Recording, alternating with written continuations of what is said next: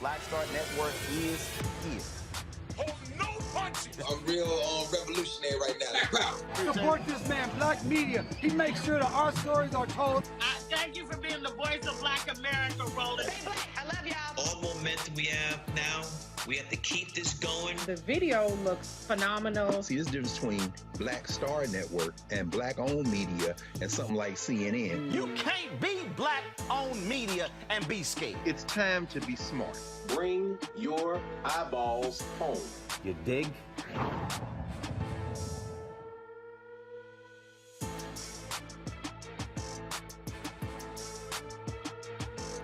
Today is Friday, March 18th, 2022. Coming up on Roland Martin Unfiltered on the Black Star Network. A black man spent 33 years in prison for double murder. Evidence that exonerated Robert Smith proves the cop who went on to serve as Chicago's police superintendent lied to jurors during his trial about taking his confession in 1987. Investigative reporter Dan Hinkel will explain how that evidence will help Robert Smith sue the city. She was convicted and sentenced for registering to vote. Tonight, I'll talk to Pamela Brown and her attorneys who want the charges dropped as they wait to find out if she'll be tried again. He was killed by California police officers while being restrained for a blood drawn 2 months ago before George Floyd.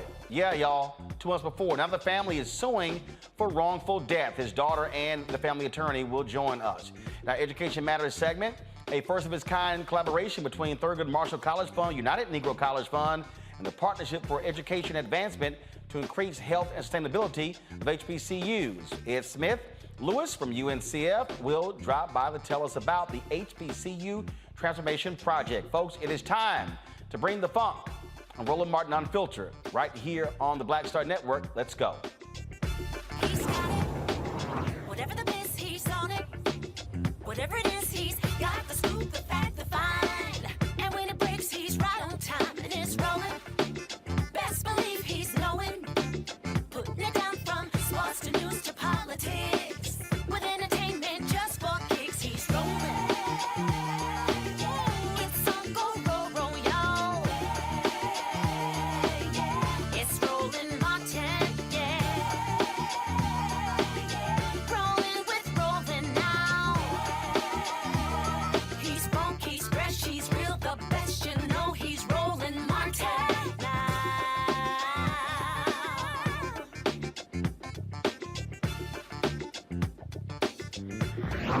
Martin.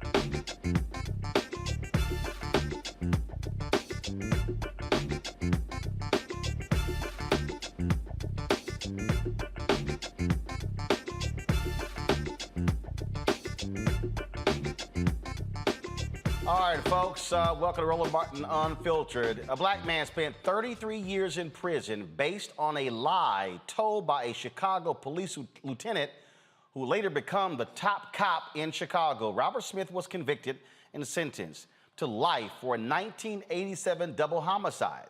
He was primarily convicted on the testimony of Philip Klein, who said Smith confessed to the murders. A judge has overturned Smith's conviction. It was overturned in 2020. He's now suing the city for wrongful conviction. Dan Hinkel, investigative reporter with Better Government Association, is here to tell us how all of this happened. Dan, glad to have you here on Roland Martin Unfiltered. So what happened in this case? Double murder. How did they pin it on Robert Smith? Well, Mr. Smith arrived at the scene shortly after it was discovered because the home was on fire where these two women had lived, Edith Yeager and Willie Bell Alexander. He became upset.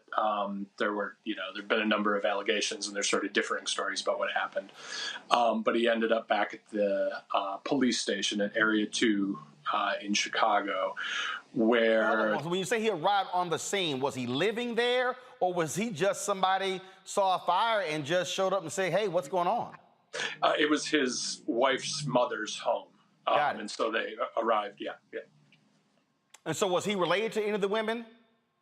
It's his mother-in-law, yeah. Got it. So his mother-in-law was one of the two women who was in the home? Correct. Okay, so they took him to Area 2. Yeah, the women had their throats slit. And he was there for several hours. The house fire had happened in the morning, and the police said that late that night that he confessed. and he had, pretty shortly after after they arrested him, and after he allegedly made the confession, he started saying that he had been beaten, that he had been abused by the officers, basically, and they had his lawyers tried to get the confession thrown out on the basis that it was that he had, he was reporting that he'd been abused. And nonetheless, he was tried and convicted and sentenced to life in prison. He spent 33 years in there, in prison, before he prevailed upon the authorities to throw his case out. Okay, so they said he confessed to the crime. Was there any physical evidence that tied him to the crime? The physical evidence is complicated and disputed. There's, when they threw out his conviction, let me back up. In Illinois, there's a torture commission that was convened specifically to hear allegations like this. And in 2013, they said they reviewed his case, and they said that the evidence beyond the confession was pretty insubstantial, and that it didn't mean much without the confession. Oh, the evidence didn't mean much without the confession? There was very little. Their ruling was that there was not a lot to go on without the confession. Yeah. Okay, so they don't have a lot of evidence. All you pretty much have is a confession. When did Robert say, this was beaten out of me, or I didn't confess? Early on, he said that he was beaten. Within, I think, months, he had complained to the, both doctors who had seen him and the police disciplinary authorities in Chicago. He wrote letters and said that he'd been beaten. All right, so for the people who are not familiar with Chicago, not familiar with Area 2, you mentioned the Torture Commission. Chicago has a long and sordid history of cops torturing black men, forcing confessions. And most folks are familiar with one particular infamous sergeant. I believe you're speaking of Commander John Burge. Yeah. Yeah, Commander John Burge. Yeah. Yeah, John Burge was he eventually rose to the rank of commander. He, throughout the 70s and 80s, there have been, of course, a lot of the facts are disputed, as they would be in cases like these, but there have been numerous investigations and, reports, and he's generally understood to have been the ringleader of a group of officers who served under him who abused and tortured suspects in criminal cases. So Klein. So Smith says Klein. Is he saying Klein beat the confession out of him, or is he saying that Klein lied about him actually confessing? No, he didn't make any. He's not made any allegation of physical abuse. He has not made any allegation of physical abuse against Phil Klein, but he has. Am I still there, by the way? Yeah, you're here. You're here. Okay, good. Sorry, I had incoming call. My bad. He's never said that Phil Klein abused him. He says that that he was abused by other detectives who had worked under Commander Burge. And his allegations against Phil Klein generally are that he lied in his testimony against him. So this is, again, it just goes to show you the fundamental problems that Chicago police, and when people always talk about, you just had the mayor, talk about some $20 million for a wellness fund because the cops and their low morale. And this man spent 33 years in prison. Yeah, he did. Yeah. It's a horrible thing. It's a horrible thing to have happen to you. It's been a problem in Chicago for a very long time. I mean, the Chicago Police Department has a pretty well-established issue with wrongful convictions. And it's not just the police department. It's it's prosecutors' offices, it's judges. It's a holistic issue with the system. It's absolutely absolutely nonsensical and makes no sense whatsoever. So Robert plans to sue the city. He is suing the city, yeah. He's suing the city, and so obviously this can make a huge difference in that case. Well, yeah, this was his new filing was introduced as part of that lawsuit, and basically what's new about this is that he's alleging that Klein invented his allegations against Robert about the confession both at his suppression hearing about his confession and at the trial, and even in some later testimony. Just again, for folks out there, this is what we call another day for Chicago police. Dan, we certainly appreciate it. Thanks a lot. Thank you. I want to pull my Pam now. Kelly Pathea, communications strategist. Michael Imhotep, host, African History Network show. Matt Manning, civil rights attorney. Matt, again, this we don't have Matt yet. This happens. I mean, this is the thing over and over and over again. Over and over and over again, we hear coming out of Chicago. Michael, you're not far. You're there in Detroit. When we hear these examples, and then people go, "Oh, but that's sort of one cop." No. Okay, when it keeps happening, it's called a systemic problem. Right, systemic problems, especially in the Chicago Police Department, and this is not. I think the last count, I think there's like 16,000 officers in the Chicago Police Department, something like this. So I'm not saying all of them are guilty, but when you go study John Burge and you go study the Black Ops detention site that they had in Chicago, that where in Spencer Ackerman for the Guardian. I think he was the one that broke this story a few years ago.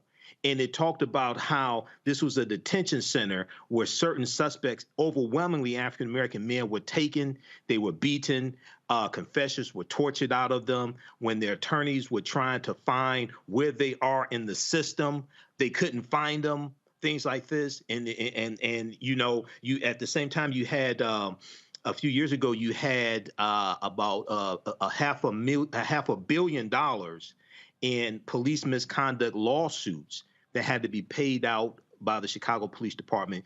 It was about 105 police misconduct lawsuits before they had to pay to settle for the Laquan McDonald police misconduct lawsuit as well. So, and what's interesting in this case, I'm glad you had Dan Hinkel on from Better Government Reporting, Better Government Administration, or BGA, bettergov.org. In the article here, it talks about how the filing that Robert Smith's attorneys filed also includes attendance logs showing that Lieutenant Klein was off the day that Robert Smith allegedly confessed, and multiple police reports were devoid of Lieutenant Klein's name as well. So, hopefully Lieutenant Klein, if this is all accurate, is charged with perjury as well, and hopefully he goes to prison if the evidence proves that he lied under oath also. This thing, Matt Manning, again, I keep telling people, I mean, first of all, if you're the city and you have to set up a torture commission, Matt, we're talking about systemic problems. Chicago has had to pay out upwards of $40 million in reparations to individuals, Black, who were beaten with phone books, who were forced confessions by these Chicago cops, who kept getting their pensions. I mean, 2 of those settlements came within the last 4 years. And I don't know if you mentioned this before, but what I found particularly troubling in this case is that the prosecutors actually moved to have Mr. Smith's conviction vacated. That's incredibly important because they would be the ones in the best position to determine whether, in fact, Mr. Smith was guilty. So the fact that the city is doubling down and adding this to the cadre of settlements it's paid over the years is absurd, particularly in light of the persuasive evidence that not only was Lieutenant Klein not there and not involved, but that there are systemic issues and that he may have perjured himself on 4 separate occasions. I mean, that's the crux of their lawsuit, is that they should have a default judgment, because if you lie and that lie is the underpinning for a lawsuit, then the Seventh Circuit has case law that says a judge can just default you out. And that's precisely what should happen here, considering the long history of police abuse.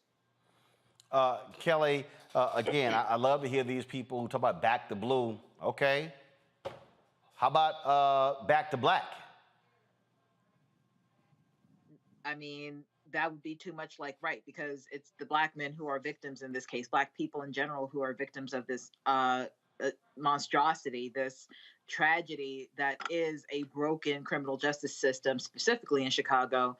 I mean, we don't have to get into just the litany of cases and millions of dollars that have been spent trying to, repair the damage that these victims have incurred. I mean, that's what reparations are. It really means repair. It's to repair the person. But for anyone to deny these allegations on behalf of the Chicago Police Department, I mean, the proof is in the pudding at this point. Granted, you do have to go to court, you have to prove things, yes, but at the same time, the same article that Michael was just referring to from bettergov.org, it said that the city had paid more than $27 million in fees to outside lawyers in Burge-related cases. That's one officer. Things that happened under one officer cost the city $27 million.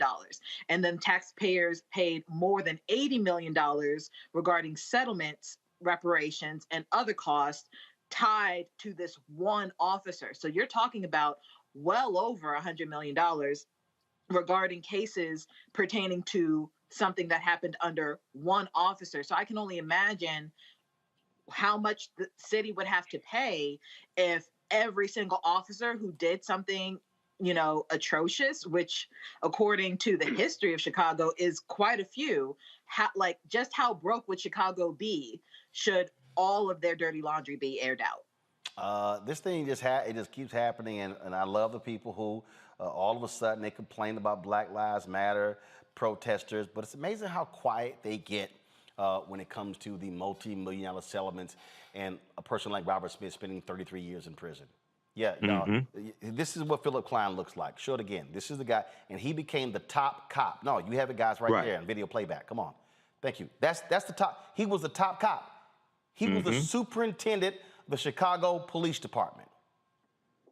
That right there is what you call shameful, shameful, shameful behavior by cops in this country. All right, folks, let's go to our next story.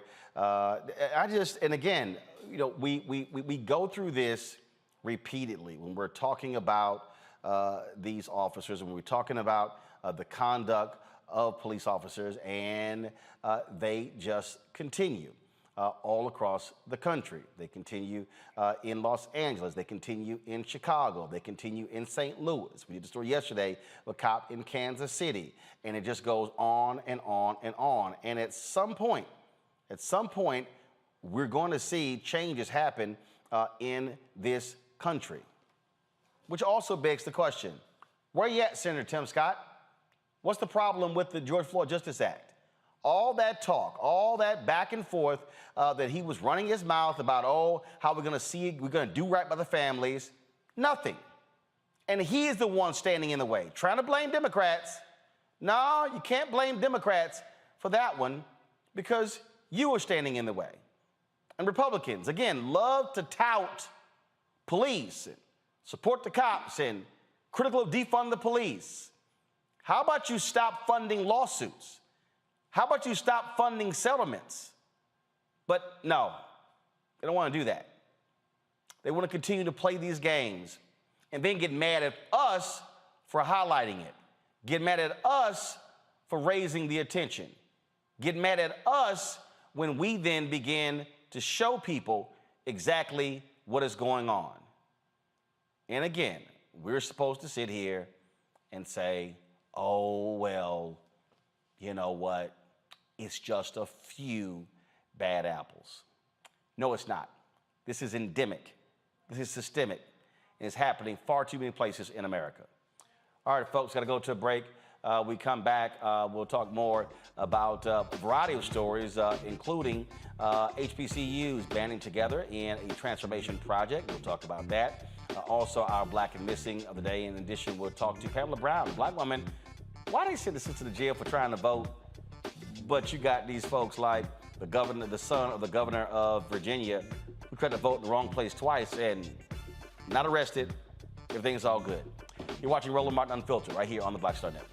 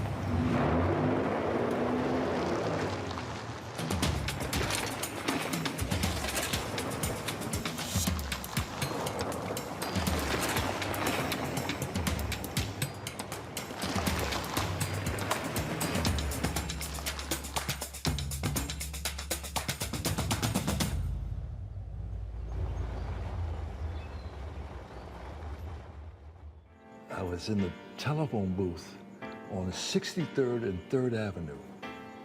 Brought my coins in and dialed a number. Mr. Parks, this is Richard Roundtree. Oh, yeah, yes.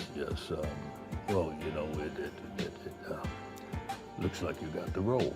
I didn't know whether I'll go blind. Oh, really? Okay, well, wait. You can't tell anyone. Can I tell my parents? And I'm walking around town, and my fellow actors and models are saying, hey, you know what? Tree, I think I might have gotten that role. You hear this 2 or 3 different times. Right. Like, did he well, wait a minute. Was I dreaming that? Or then Gordon calls me up. I call Gordon, and he says, we're having the press announcing you are the Shaft. I get in the limo, and when I pull up and saw this, oh, Lord. What we used to call, I'm shitting in high cotton. Yes, in high cotton, yes. I get out, and all the press is there, and the actors, and I walk in, and Gordon announces, yes, this is Richard Roundtree, and he's gonna play the character Shaft. Oh, magic.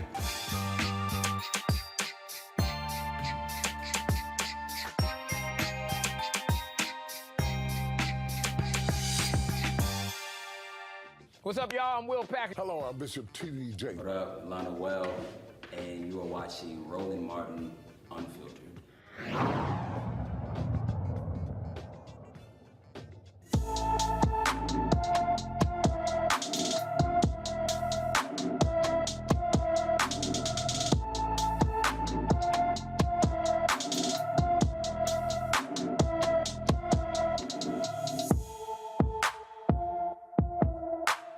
All right, folks, Zinga Graham was last seen in Phoenix, Arizona on March 7th. The 17-year-old is 5 feet 8 inches tall, weighs 185 pounds, with black hair and hazel eyes. Anyone with information about Zinga Graham should call the Phoenix, Arizona Police Department at 602-262-6151,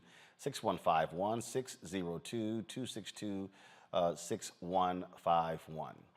Folks, hundreds of Howard University faculty members say they are ready to go on strike next week over complaints of unfair working conditions. Of course, a couple days ago, several university faculty members, students, and alumni leaders rallied in support of the school's faculty as they argue what is low pay for non-tenured full-time teaching faculty and adjunct professors.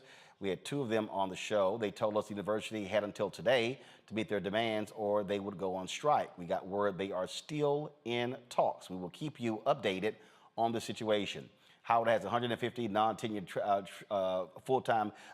non-track full-time faculty and more than 200 adjunct professors represented by the Service Employees International Union Local 500. Folks, creating respectful and open world for natural hair, known as the Crown Act, passed the House today. The measure passed the Democratic-led House, 235 to 189. The bill seeks to protect against bias based on hair texture and protective styles, including locks, cornrows, twists, braids, bantu knots, and afros. During the floor debate, Representative Ayanna Pressley explained how black hair has a place in society. Today on the floor of the House of Representatives, the People's House, to declare that black girls with our braids, locks, afros, all forms of natural hairstyles, and yes, even our smooth alopecia bald heads belong everywhere.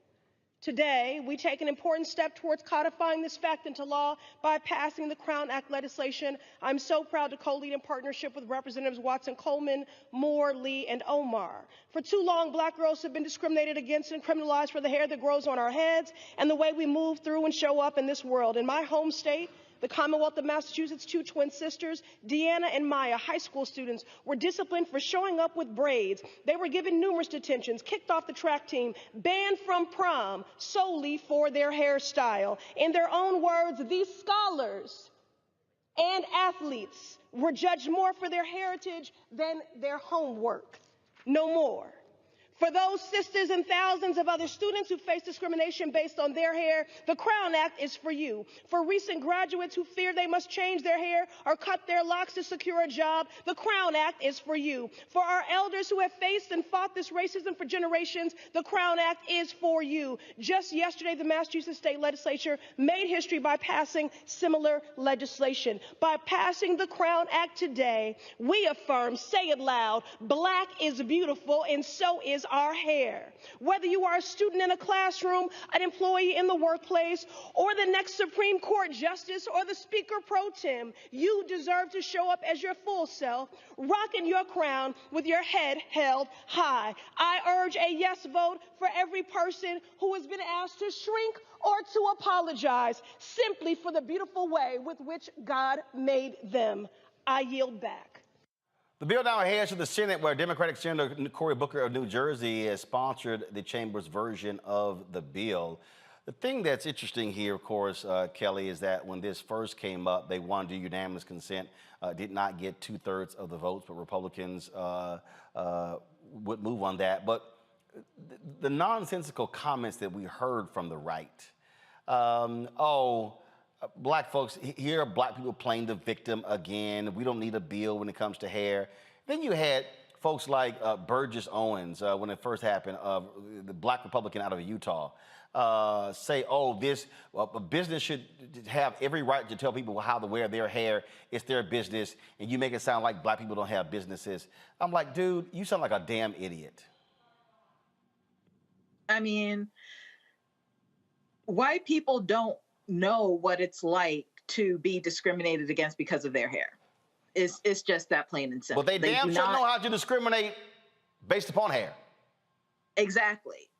I can't tell you the amount of times I've had to, suppress a panic attack because, whether I'm, getting interviewed for a job that I really like and I wasn't able to flat iron my hair that day, or, if I'm going somewhere, can I wear it out? Do I have to have it in a ponytail? Do I need a wig? What have you? And white people do not understand the stress of having to modify themselves in order to be accepted in the world as they are. Black women only know how to do that, so this legislation is incredibly powerful, and also kind of bittersweet, because at the same time, you are not your hair. My hair did not get me my college degree. My hair did not get me my job.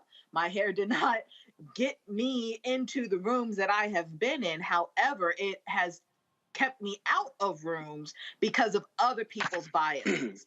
So this legislation will help prevent stuff like that and actually take into account the wholeness of Black women and other women of color who have curly hair or hair that is just not, frankly, white hair. Because it's not even good or bad hair. It's either white hair or not white hair. Check this out. And that's the frustration of it. Here are two white men on the floor of the House with no hair discussing the Crown Act. Listen. Just as good a human being and I'm just as good a human being and just as smart and just as effective and just as caring with or without hair. And the fact is, it's discrimination and it's ignorance. And African Americans have been discriminated against in many ways because of their hairstyle. It's a natural thing for African Americans, and they should not be penalized in their workplace, in sports, in school, or in any other ways. So I stand here for the Crown Act. It was originally introduced, I think, by Cedric Richmond. And I joined with him on the Judiciary Committee to support it.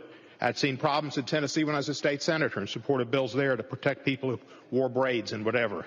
So I hope that people will rise up, vote yes, in understanding of other people and think beyond themselves.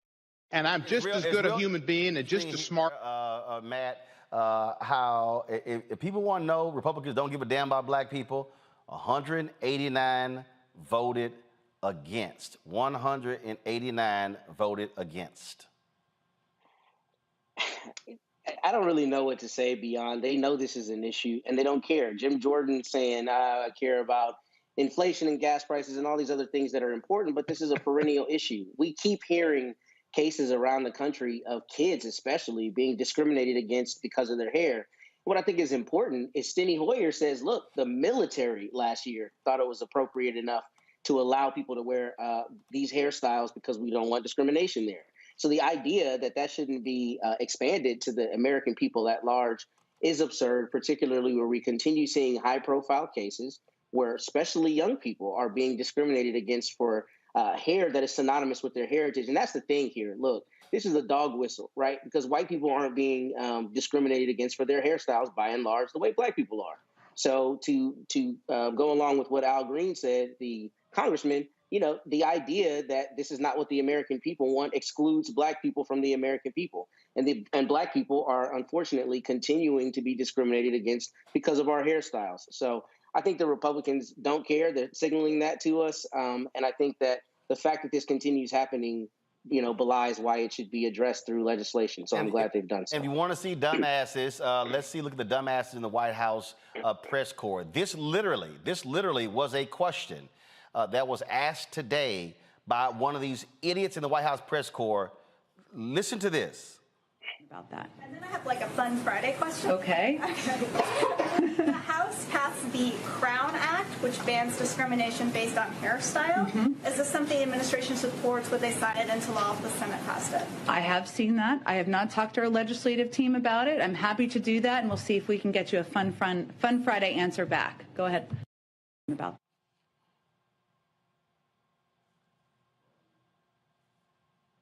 See, Roland, this is an attack on white standards of beauty. And this is why so many Republicans voted against it, including black Republicans who think white, like Burgess Owens, former NFL player. He could have CTE, chronic traumatic encephalopathy. He may be somehow related to Herschel Walker. I wouldn't be surprised. Both of them dumb as hell. Okay, both of them are white supremacy through ventriloquism, as Dr. Michael Eric Dyson would say. But this is also an economic issue, okay? Because what happens is discriminating against African Americans, men or women, based upon the type of hairstyles, natural hairstyles, braids, things like this also helps to lock us out of certain jobs, certain positions, things like this. So this is also an economic issue. And if you look at what Representative Bonnie Watson Coleman of New Jersey said today, she said natural black hair is often deemed, quote unquote, unprofessional simply because it does not conform to white beauty standards, okay? In fact, hold that right there. We're going to play her comments. Go. Oh, I was just going to finish. No, hold on. Of those individuals, whether my colleagues on the other side recognize it or not, are discriminated against as children in school, as adults who are trying to get jobs, of individuals who are trying to get housing, of individuals who simply want access to affordable, public accommodations, and to be beneficiaries of federally funded programs. And why are they denied these opportunities? Because there are folks in this society who get to make those decisions who think because your hair is kinky, it is braided, it is in knots, or it is not straight and blonde and light brown, that you somehow are not worthy of access to those issues. Well, that's discrimination.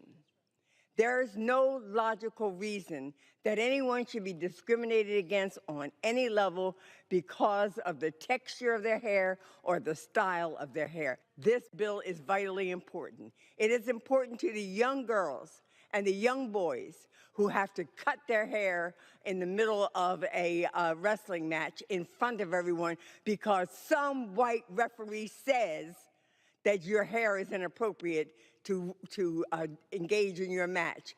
That young man engaged in his match and he won it. It's inappropriate for our girls to be sent home disciplined or pushed out simply because they've got braids in their hair. And it doggone sure is discriminatory to deny someone employment, housing, or public accommodations because of the way they're wearing their hair. That's why we're standing here today. It is unfortunate that we have to, but we do. And with that in mind, I thank the chairman of the Judiciary Committee for giving me this opportunity to speak on behalf of a bill that I think is vitally important, that represents movement and understanding in the 21st century what discrimination can look like and what it can do to people. That was Congresswoman Bonnie Coleman of New Jersey, Bonnie Watsy Coleman. Mike, go ahead. Right. You know, she said it perfectly, brother. And I quote, you know, our Grandmaster Scholar Warrior, Dr. Wade Nobles, power is the ability to define and shape reality and have other people accept your definition of reality as if it were their own.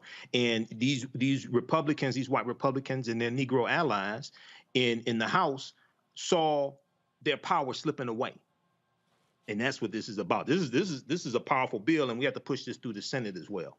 Well, but this is an example of how elections have consequences also. Well, and again, the thing here that people don't understand, and black people, we get it, but what you got is you got these white folks, Kelly, who have no clue. I remember several years ago going to the EEOC website, and there was a black woman who had applied to be a psychiatrist at a VA hospital in Virginia. Impeccable credentials. Okay, while the committee, when she left the room, the white man on the committee, I'm not so sure about her hairstyle. She didn't get the job. She eventually sued, won. They had to pay back wages and to give her the job. So it wasn't the resume. It wasn't the expertise. It wasn't the education. He did not like her hairstyle. And it cost taxpayers. And that's my thing. All of that money could have been with taxpayers and to the appropriated, appropriately, as opposed to going to this woman who, frankly, was minding her business and just trying to do her job. So all of this goes back to, frankly, just minding your business and stop, projecting what you think standard is, what you think appropriate is, especially when you don't have the cultural wherewithal and nuance and knowledge to really decipher exactly how important a Black woman's hair is. That is a cultural thing. That is an ancestral thing. And for you to not understand that, that's okay. But just mind your business in doing so. Let me wear my hair the way that I want to. Let me express myself through my hair as I want to. Because again, like I said before, my profession has nothing to do with my hairstyle. My hairstyle did not get me into my profession. My hairstyle is not going to help you in the work that I do. But my skill set will, my networking will, everything else besides my hair, frankly, will. So again, it's a matter of minding your business and stop projecting your insecurities onto other people. And of course, sitting in the chair, holding the gavel today was Congresswoman Gwen Moore of Wisconsin, appropriately rocking her natural hair as she gavelled the bill. Watch this. On this vote, the yeas are 235 and the nays are 189, with no one answering present. The Creating a Respectful and Open World for Natural Hair Act is passed. Without objection, a motion to reconsider is laid on the table. Well, that was certainly apropos. Matt, as a civil rights attorney, when you listen to the different members stand up and they talked about different cases, or you listen to Congresswoman Ayanna Pressley of Massachusetts talk about what Black girls and Black boys have had to go through. We all remember that video. We all remember that video, if you will, of the brother who was a wrestler, where the referee said, "Oh, unless you cut his hair, he's going to lose the match." Not a damn thing to do with his physical ability. Nothing to do with his physical ability, but it was really just about his hair. That is the level of hatred that you see. And somebody posted this. If you go to my computer, they actually posted, they wanted to know all of the people who voted nay. And of course, it's Republicans. So when you go down this list, so when y'all see this right here, when you go down this list, when you see all of these nays here, these are Republicans. I see Kay Granger, the former mayor of Fort Worth, on here. I see Dan Crenshaw of Texas, Hal Rogers, Chip Roy. It goes Mo Brooks of Alabama, all these Republicans. And so I just want people, that fool Louis Gohmert, Ronnie Jackson, that fool Daryl, that fool from Texas, used to be Trump's doctor. You see his name on here as well. I mean, y'all need to see, again, when all these black Republicans roll up in here and we talk about how the Republican Party don't like black people, Dara Issa's name is on here. Steve Scalise voted against. Maria Salazar voted against. Just so y'all clear, Andy Biggs of Alabama, you saw his name voting against. 189 voted against. So when you hear us say the Republican Party don't give a damn about black people, this bill is a perfect example, Matt. Yep, it's part and parcel with what they do in every aspect when it comes to dealing with black Americans, dealing with race, and dealing with historical inequities. I mean, look, after my first year of law school, I cut my locks because I was afraid I wouldn't get a job. And I've regretted it ever since. But the fact that I even had to think about that is proof positive that this is a seminal issue and an issue that continues coming up. And it's an issue that we know we've seen play out on the national scale. I mean, the fact that this young man is having to cut his hair to compete in a wrestling match that he ultimately wins shows that the prowess is in, or rather, he has the prowess to win. It's not about his hair. So Republicans keep telling us that, and sometimes we don't listen, but this is another thing that shows that they don't care. And in fact, one of the things that I think some of the opponents were saying is that, the 1964 Civil Rights Act covers this, but we know that it's not strong enough because we need specific legislation considering how often this happens and how often we're having to discuss these issues, particularly with young people who are being discriminated against. Again, when we look at, again, who votes, who doesn't, all y'all folks who say, man, this stuff don't matter, it does matter. Because here's the other piece. If Democrats did, listen to me, folks, clearly, if Democrats did not control the U.S. House, this bill does not get passed. Now the question is, are we going to see 10 Republicans have the guts to support this bill? And then will Democrats actually go ahead and pass it by breaking the filibuster? That's what we'll see. Michael, go ahead. Very quickly, I wanted to say quickly two things.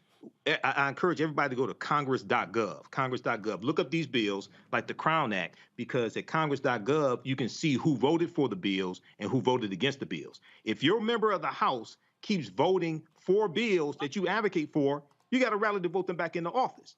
If you're a member of the House and Senate keep voting against bills that you advocate for, regardless of whether they're Democrats or Republicans, you got to vote them out of office. And then you mentioned Chip Roy of Texas. Chip Roy also voted against, he was one of the 3 Republicans in the House who voted against the Emmett Till anti-lynching bill as well. Okay. And when you go read Chip Roy's statements, and BlackAmericaWeb.com has an article about this, he talked about how lynching is a metaphor for justice. He's from Texas. He talked about how lynching is a metaphor for justice. These are some sick people that have to be dealt with and voted out of office. Absolutely. And so, again, we were sitting here looking. If you are in North Carolina and you live in the 7th District, this guy right here, remember Congress, he voted against that. I keep telling y'all, if the Republicans out there voting against black folks, throw them out. All right, folks, give us a call, please. If you want to weigh in on this, phone lines are open, 202-890-1199, 202-890-1199. Members of our Bring the Funk fan club are able to comment on issues of the day. Again, the number to call is 202-890-1199. Your thoughts about the Crown Act, please give us a call. All right, folks, got to go to a break. We'll be back on Roland Martin Unfiltered right here on the Black Star Network.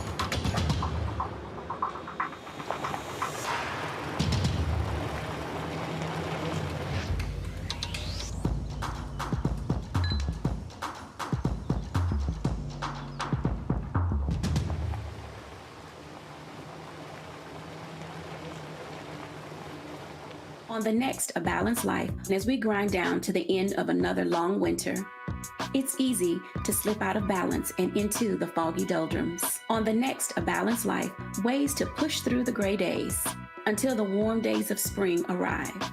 Join me, Dr. Jackie, on A Balanced Life on Black Star Network.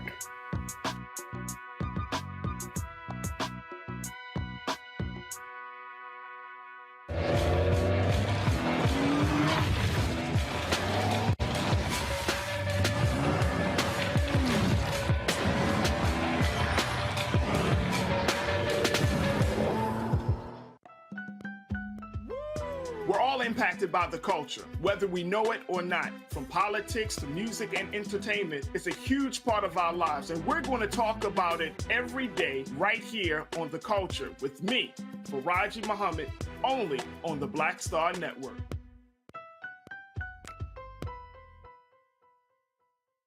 Hello, everyone. I'm Godfrey, and you're watching Roland Martin Unfiltered, and while he's doing Unfiltered, I'm practicing the wobble.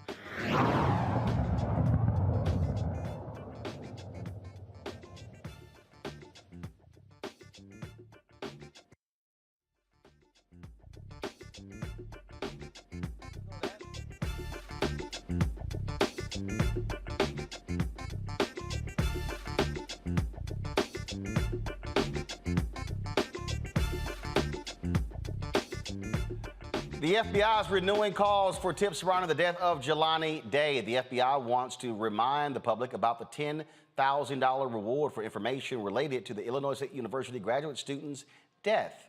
Of course, Day was reported missing on August 25th after he failed to reply to messages from his family and a professor. His car was found a day later, and his body was discovered on September 4th, floating in the Illinois River. And so the FBI, again, please give them a call if you have any information regarding Jelani Day. All right, folks, we also are going to take your phone calls. Again, if you want to give us a call, your thoughts on the Crown Act passing the House, 202-890-1199, 202-890-1199. Donald White calling from New Jersey. Donald, you're on Roland Martin Unfiltered. What's up?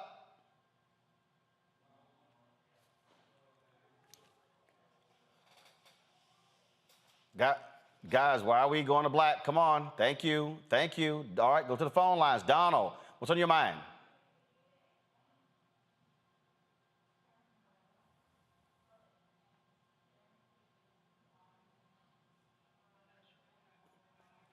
Donald, can you hear me, Donald?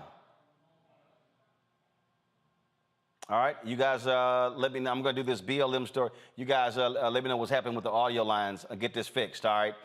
Folks, 2 Boston activists are facing criminal charges for allegedly using their nonprofit for personal gain. A federal grand jury indicted activist Monica Cannon Grant and her husband Clark Grant with wire fraud, mail fraud, conspiracy, and making false statements to a mortgage lending business, to a mortgage lending business. All right. Now, the 18-count indictment alleges that between 2017 and 2021, Cannon Grant applied for numerous public and private grants and received donations to her nonprofit, but used that money for personal expenses. The couple founded Violence in Boston in 2017 to reduce violence and raise social awareness and racial equity in Boston. Now, when we saw this story, the folks at the root called them BLM activists. But one of the groups that actually provided them funding was the Black Lives Matter chapter there in Massachusetts. So they're not BLM activists. They have their own organization. This is what happens when the right wants to slap BLM on anything, okay? The thing here, what we're dealing with here, we've seen this many times before, Matt, that is, people have to understand, when it comes to grants, especially you're getting federal grants, you're dealing with federal dollars, federal crimes. And so, again, these are allegations. They are innocent until proven guilty.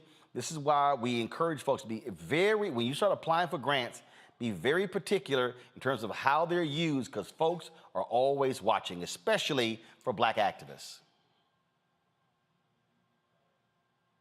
We can't hear Matt. Guys, y'all got to fix the audio issues. What's going on? Matt, are you on mute? Or is it on our end? There we go. I can hear you. There we go. You hear me? Okay. I would say in addition to that, Roland, what I would add is you have to be particularly fastidious if you have nonprofit status, because when you have a nonprofit, there are a lot of rules that apply to that. So not only be very careful and make sure you have great, record keeping when you have a grant that you receive, but also if you have a nonprofit, you have to make sure you adhere to all the rules, because the IRS and the feds will be watching that to make sure you're doing the right thing. So there are unfortunately a lot of people who have issues with this and get caught up behind this. And the fact that there's an 18 count indictment is concerning, because that means they believe they found some evidence, but these are just allegations and it's yet to be proven in court. So we'll see what happens with that. It's always something that folks, again, look, get you accountants, get you folks, set up your business practices, because again, if you are activists, I remember Michael during after the Michael Brown case, there were a number of activists who I was talking to, and folks were soliciting funds on social media, and I hit them up and I said, hey, don't do that. I said, run that through a fiscal agent. I said, be sure everything is accounted for. I said, because remember, they can hit you on tax charges in terms of what you owe. Folks, look, activists always got to be careful. They are trying to take down activists. You got to protect yourself.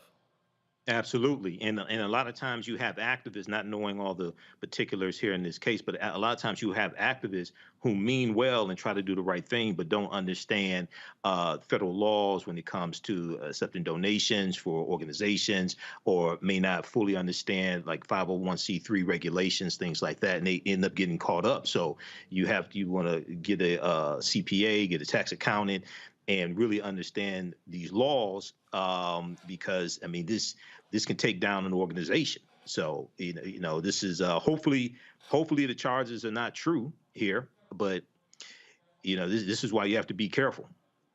All right, let's see if we go back to the phone lines. Donald White from New Jersey. Donald, are you there? Hey, Brother Roland, what's going on? I'm here. All right, there we go. What's on your mind? Hey, look, just like we've been talking for the last 12 years, Black people are tired. We tired of hearing the excuses. We tired of asking. And bottom line, all they know is violence. So we're going to have to hit them back the only way we know how. April 1st, I'm going gun shopping. Bottom line. Okay, you're going to go gun shopping, and what you're going to do is start shooting white folks? Come at me, I'm taking you out before you get me. Well, first of all, if somebody comes at you, that's self-defense. You going at somebody else unprovoked. We don't get no self-defense. No. We don't get no self-defense. Donald, let me be real clear. If you go after somebody unprovoked, they will get you for murder. Now, if someone comes... No. I ain't trying to be like the little white boy that came out with his little rifle and got off. So what are you saying? I'm just saying, they come at... Look, they're going to stop killing our kids. They're going to stop killing our Black men. Yeah, you have a Second Amendment right to bear arms. But what I'm saying is, if someone comes after you, that is self-defense. If someone is not coming after you, is unprovoked, yeah, they will go after you for murder. So no, I am never going to advocate vigilante justice. But again, you do have a legal right to self-defense. Stand your ground, but it has to be that. All right? Donald, yes, sir. I appreciate it. Thank you very much. Let's go to Karen. No problem, brother. Karen Morella. Karen Morella, she's calling from Texas. Karen, you're on Roland Martin Unfiltered. What's on your mind? Yes, Mr. Martin, it's Morant, M-I-R-A-N-T. Sorry about that. It was misspelled here, but it's all good. Go ahead.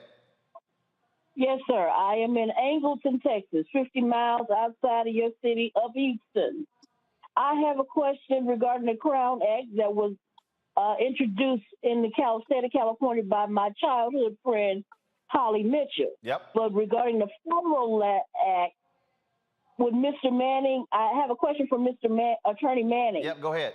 Could Bogle or Taylor try to reverse it in their favor if they run across a DC hairstylist who decides, girlfriend, you ain't rocking. We're not going to do your hair we're not going to provide that service for you. So they try to come back on it. So your question to Maddie is, can somebody refuse to do the hair of someone who comes into their shop? Yeah.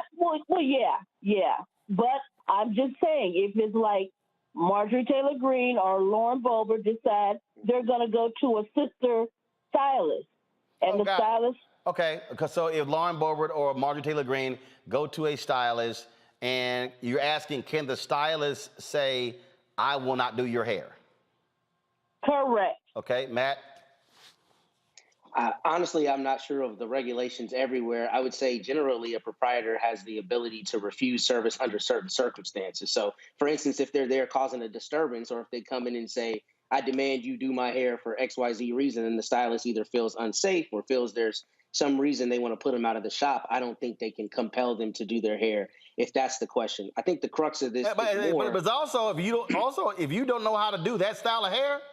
Yeah, that was my point. It's some white folks can't do Kelly hair, and they should be able to. They should say, "Hey, I can't do your hair."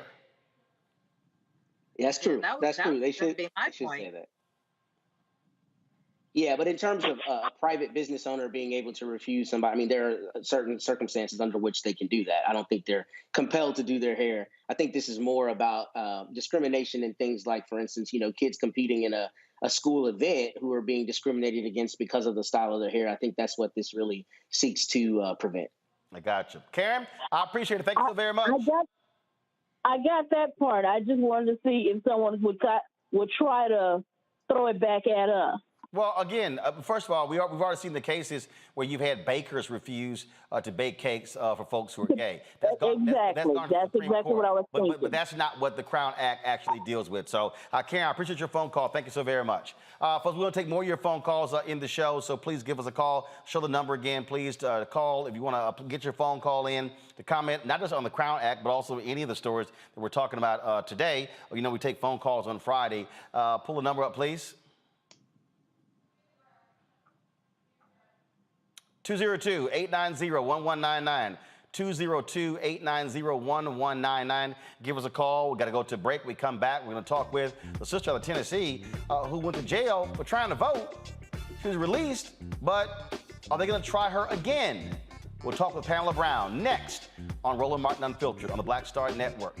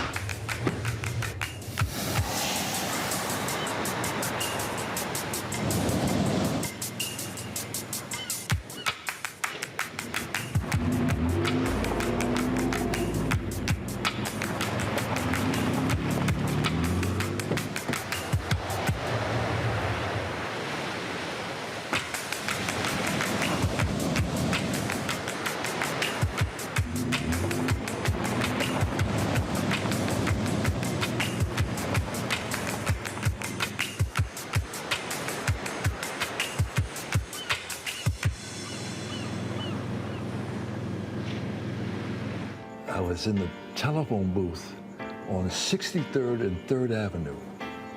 Brought my coins in and dialed the number. Mrs. Parks, this is Richard Roundtree. Oh, yeah, yes. Well, it looks like you got the role. I didn't know whether I'll go blind. Oh, really? Okay, well, wait. You can't tell anyone. Can I tell my parents? And I'm walking around town, and my fellow actors and models are saying, hey, you know what? Tree, I think I might have gotten that role. You hear this 2 or 3 different times. Right. Like, Well, wait a minute. Was I dreaming that? Or Then Gordon calls me up. I call Gordon, and he says, we're having the press announcing you are the shaft. I get in the limo, when I pull up and saw this, oh, Lord. What we used to call, I'm shitting in high cotton. Yes, in high cotton, yes. I get out, and all the press is there, and the actors, and I walk in, and Gordon announces, yes, this is Richard Roundtree, and he's going to play the character Shaft. Oh, magic.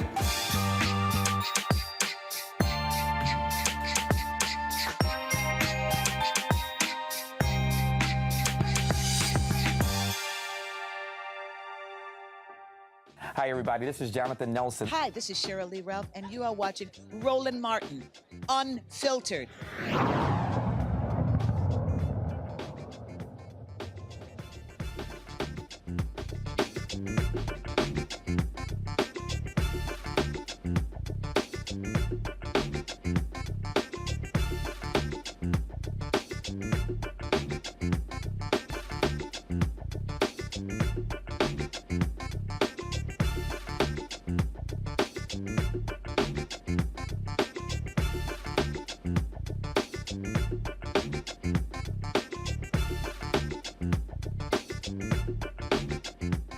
All right, folks, you're watching on YouTube and Facebook. Hit those like buttons and the share buttons, okay?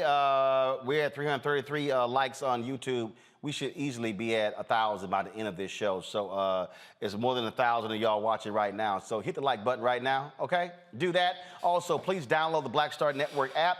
Our goal is to get 50,000 downloads. Folks, you can go to download it to your Apple phone, your Android phone, Apple TV, Android TV, Roku, Amazon Fire, Xbox One, Samsung Smart TV as well. And so, again, you can watch the show right there on all of those platforms. And again, you want to support what we do? We appreciate you joining our Bring the Funk fan club. Our goal is very simple, is to get 20,000 of our fans contributing at least $50 each a year. That's $4.19 a month, 13 cents a day. That will raise about $1 million to allow us to fund our staff and the things that we go cover all across this country.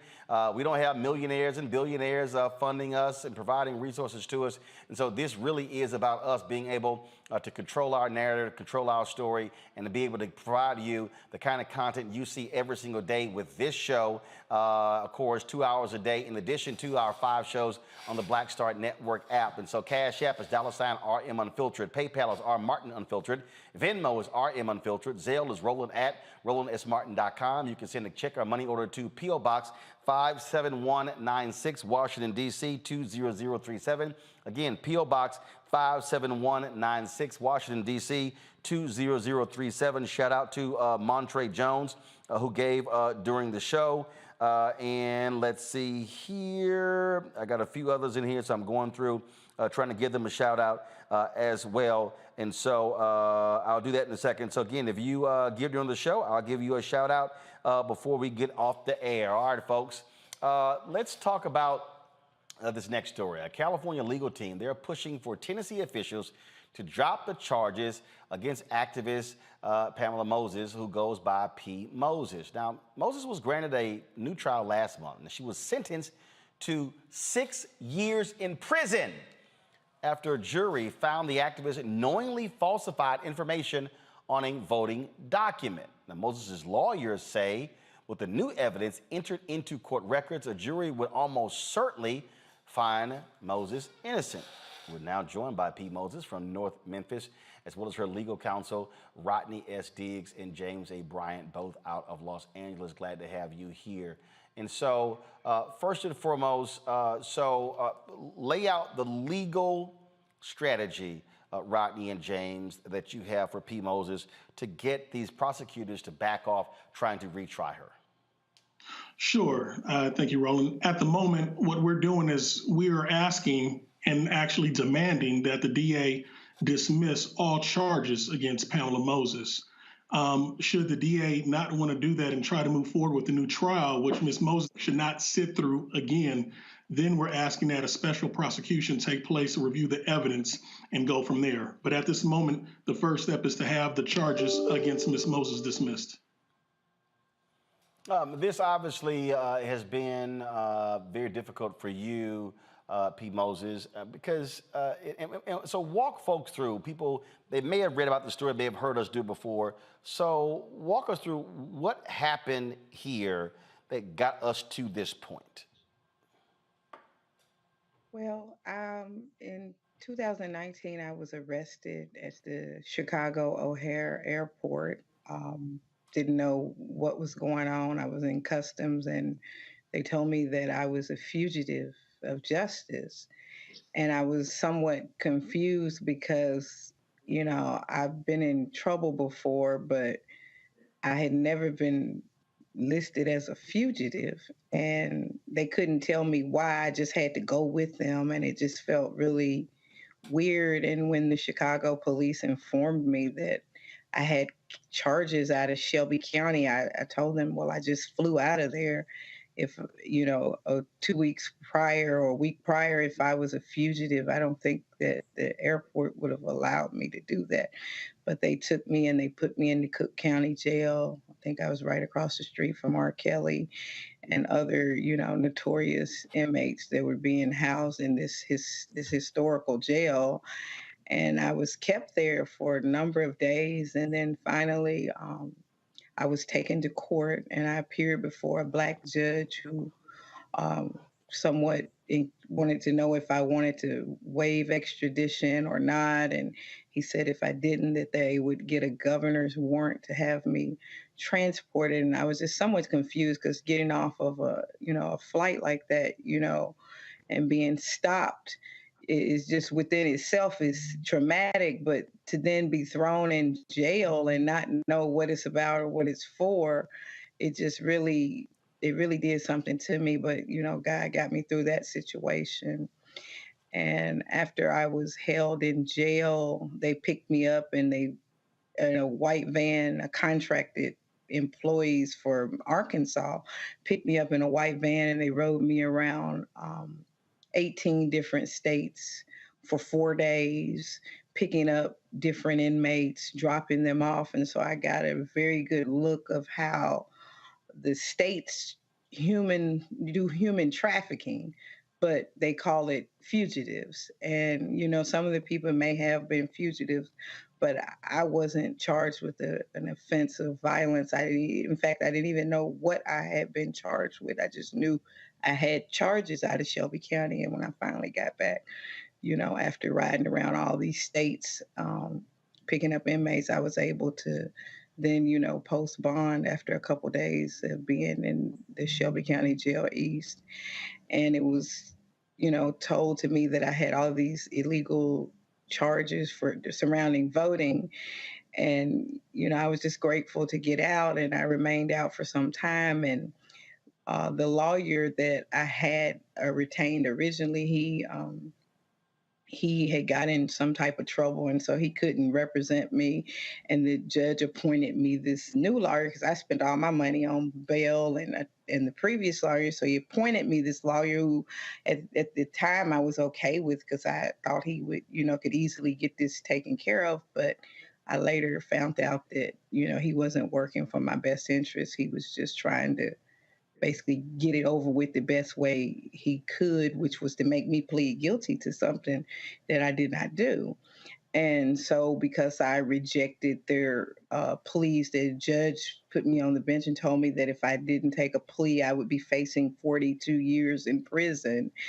And I said, okay, well, I'm definitely, you know, going to have to go to trial on this if I'm facing that much. And then they, you know, did a series of offers trying to get me to take a plea. But when I would ask the lawyer as well as the prosecutor, because I had several conversations with the assistant district attorney, and I would say, okay, what did I do? And they never could tell me. They just wanted me to take this plea.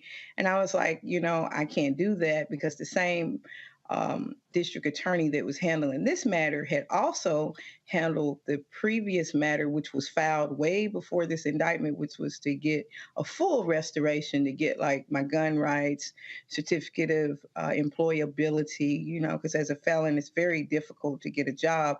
But if you get a certificate of employability, you're able to then work. So you have to go through a legal process to do that, which I did do. And it was during that filing that triggered all this. Oh, she's trying to become normal again. She wants her rights back. She wants to run for public office. She wants to do this. Oh, we can't let that happen. And they just then decided to April, that petition was filed, May, June, July, August, September, October, November, the 6 months later, this indictment came out.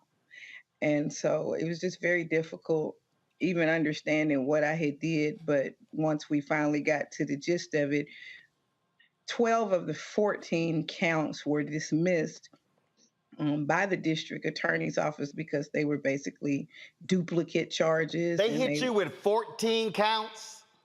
14 counts. It was 14 counts originally on the indictment. And that was why they thought I should plead guilty. But, you know, I know you're talking about this case, but I can't talk about this case without talking about how we got to here. The case that put me in this situation, it had 10 counts, and I did plead guilty to those charges, not because I was innocent, but like most people, I plea bargained to get the situation over with because there was not necessarily guilt on my part, but it was like fighting a losing battle, trying to discredit an attorney and a judge who had made some sort of allegations. Well, at the time, I thought the judge had made them, and I later found out that the judge, whose name was Phyllis Gardner, she did not formally make these allegations against me. She gave a statement, but she didn't give them in a criminal forum. She gave them in a quasi-civil forum. She was trying to basically stop me from talking about her on Facebook. And she was granted that order of protection, but I appealed it. And after I appealed it later, she did, you know, withdraw the order of protection voluntarily. She dismissed it, but that was after I had already pled guilty to all this other stuff. But the judge didn't ever call the police. She never called the sheriff and said, hey, I want to press charges against Ms. Moses. She basically had an ethics complaint against her. And the ethics attorney, Virginia Bozeman, she contacted the district attorney and made all these allegations against me. And so because I did, you know, say stuff about her on Facebook, I didn't threaten her or stalk her and all the things that they said, but I did say that they were racist and, you know, that people shouldn't vote for her and that they should bring civil rights charges against her because I did do that. You know, I went ahead and pled guilty to this because at the time I didn't have any money. I was being held on a $500,000 bond, and that was the only way I could get out.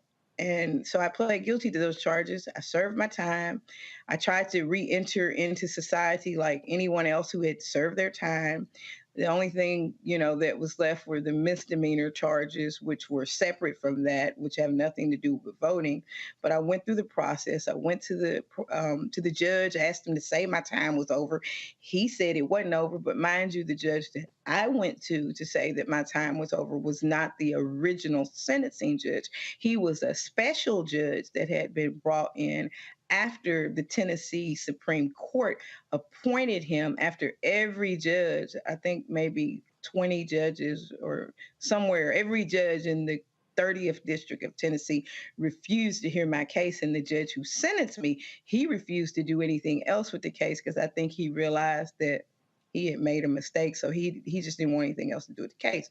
So the judge that they appointed, Judge Acree, a very nice judge out of Dyersburg, he was basing his decision on the transcripts and the judgment sheets, which were unclear. So, you know, the defendant is never right in Memphis. The defendant is always wrong. You know, they're never going to side with the defendant. So he basically said, you're still on probation, but he never clarified what type of probation that I was on.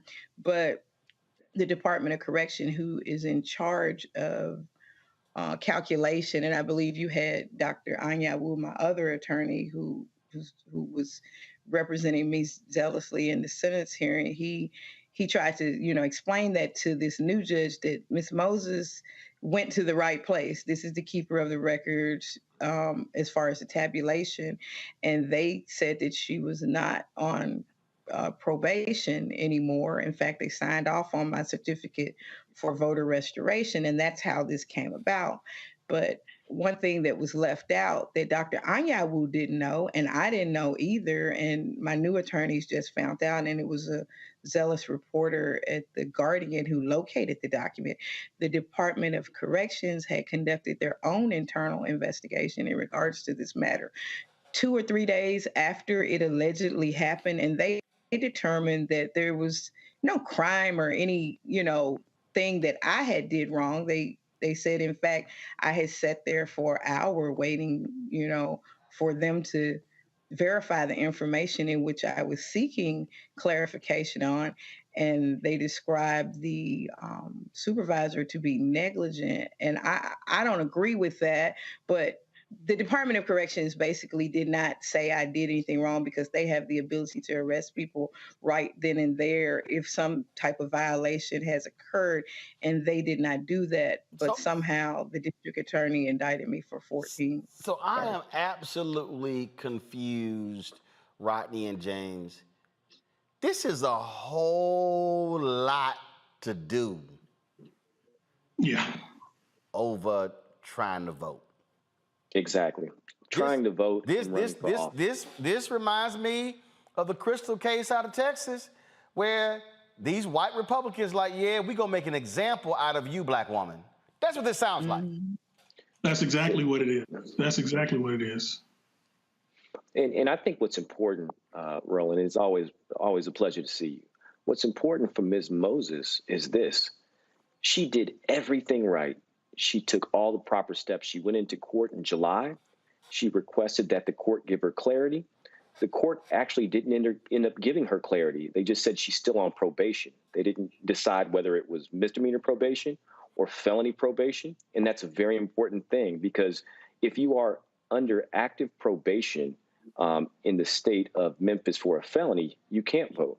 However, it was not clear whether it was a misdemeanor or whether it was a felony that she was on probation for.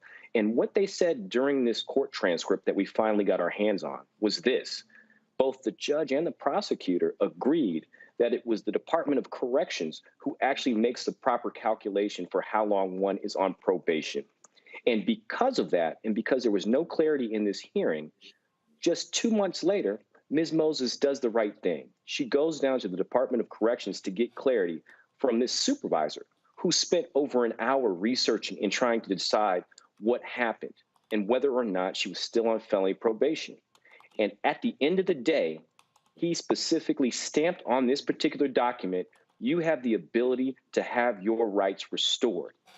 And this was after going through computers, going through the data system, making phone calls to his higher ups, and they made that conclusion. And with this one document, Ms. Moses, who only wanted her rights as an American back, she went down and she filed that document. And guess what? That document that she didn't even prepare, that she didn't stamp, Shelby County convicted her of submitting a fraudulent document, knowingly submitting a fraudulent document. And that was absolutely the travesty here. She had nothing to do with that. And that's the only charge they can hold her with. And Roland, 6 years. 6 years, you have people who have stormed the Capitol, beaten police, and they can't even get more than a couple weeks in jail.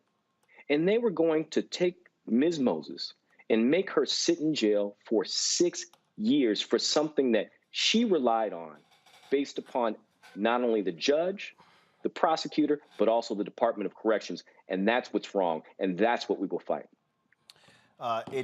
Matt or Michael, any questions for the two attorneys and P. Moses? I do have a question. Oh, go ahead. Matt Manning Go first. Go ahead. Yeah, well, my question for you all is this. is there not a basis for a dismissal for this case on the standpoint of prosecutorial misconduct? Because what frustrates me beyond the gross miscarriage of justice here is the fact that the state had in its possession mitigating evidence and actually evidence that shows Ms. Moses' innocence, right? So she was prosecuted without all the evidence to show her innocence, and the state is the one that has the sole duty to prove the case against her. So it seems to me there should be a basis for that, but I don't practice in Tennessee and I don't know the law there. Is that something that y'all have considered? And if it's not something that's applicable, why is that the case? Well, the district attorney at this point has said that they weren't aware that this document existed. They have been very clear on that. They said that it was somehow in the personnel file of this particular individual, and the Department of Corrections had not delivered that particular document to them. And so even though it is part of what we call a Brady violation, this, regardless of whether or not the district attorney was aware of it, all evidence that is within the state's file, they have a duty to turn those documents over. And again, that's why a new motion, or the motion for new trial, was granted on that particular situation. However, we haven't really, because of the stance of the district attorney saying that they've tried to make it clear, we didn't know about this document. We had no clue. It's not on us. It's the Department of Corrections. We're trying to get to the bottom of that. But again, you absolutely better believe that we are looking into this Brady violation, because nonetheless, you have a duty regardless to turn over any evidence that could exonerate an individual or would be supportive of a potential not guilty verdict. So yes, I mean, we're looking into that, and those are things that we're discussing amongst our team. And if I may, Roland, very quickly, it's common for prosecutors to contact witnesses in a situation like this and say, provide all of the documents that you have. So the idea that the prosecutors are still going forward with a case where they have demonstrable evidence proving Ms. Moses' guilt, or rather innocence, pardon me, is a travesty of justice. And it just makes no sense unless it's purely a political thing where Wyrick's office does not want to have egg on its face for choosing not to go forward on this case. No, you're absolutely correct. We're demanding that Amy Wyrick drop the charges and believe that, this is retaliation for Ms. Moses speaking out numerous times against Ms. Wyrick. But, in this instance, her office now has all the evidence to exonerate Ms. Moses, and we're demanding that the charges be dropped immediately. Michael. All right. Well, first of all, Ms. Moses, you are a true warrior, so I want to thank you for your perseverance. But I was just trying to find out from the attorneys, I've been following this case somewhat, the documentation that caused Judge Mark Ward to order a new trial. Can you give us a little insight what that documentation is? And then also, are you all looking at, I know she suffered from a severe case of COVID-19 while in jail as well. Are you all looking at a civil lawsuit once you get charges exonerated? So at the moment, what we're doing is we're just looking at all the legal options that Ms. Moses has at the moment. But what we're focused on first is actually having the cases dismissed. And so the next hearing date is April the 25th. We'll be out there. And at that time, hopefully the district attorney's office does the right thing, does not move forward with the new trial and dismisses. And at that point, we would gather with the legal team out here, Mr. Bryan and myself and others, and determine if we're going to move forward with any civil charges. And to answer your question with regard to the document that you're referring to, that was an internal, I wouldn't even call it an internal document. It was an investigation conducted by the Department of Corrections shortly, and Ms. Moses talked about it briefly. It was shortly after Ms. Moses had been given this document saying that she had the right to restore her rights. And so that document, whether it was a number of communications as well as a report, those all evidenced what exactly happened. When Ms. Moses was convicted, they convicted her on knowingly, submitting this document, given the fact that she was aware she was on felony probation, and that just wasn't accurate. The individual who testified, that supervisor, he also made, as far as I'm concerned, misrepresentations on the stand during trial where he said Ms. Moses forced him to do X, Y, and Z. However, that document specifically stated otherwise. And that is why the judge looked at this and said, hey, you know what? I just don't believe that Ms. Moses was given a fair chance to present all the evidence available to her for a jury to determine what her thought process was when she submitted that document. And I will tell you, and Ms. Moses will most certainly tell you, she had no clue. She thought she was doing the right thing. And it really just, you know, you guys, it's political persecution. I'm sorry. It disgusts me. It absolutely disgusts me. Well, and, no, go ahead. Go ahead and finish your point. Oh, no, I was just saying that Ms. Moses deserves every right available to her. And really, she's a wonderful woman, and she fights so hard for all the injustices that are happening in Tennessee and specifically Memphis. And for that, and for speaking up for Black people, this is what happened to her. And that's why we're here to fight for her. Well, I will say this here, Pamela Moses, the reality is people who may not realize, and we've been covering the story, Tennessee has frankly been at war with activists. We saw how they tried to criminalize individuals who were trying to register people to vote. And same thing when it came to people protesting as well. So it's no shock that we will see the actions taken against you. And like I said, we've been covering the story of Crystal Mason, a sister who has been just put through pure hell.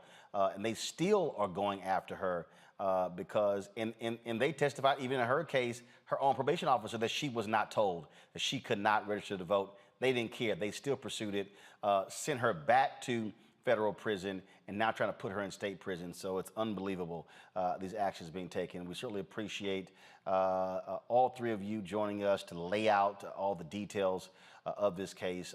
Hate that you have to go through this, but this is the reality that Black people have had to face in this country in trying to keep and get the right to vote since 1619.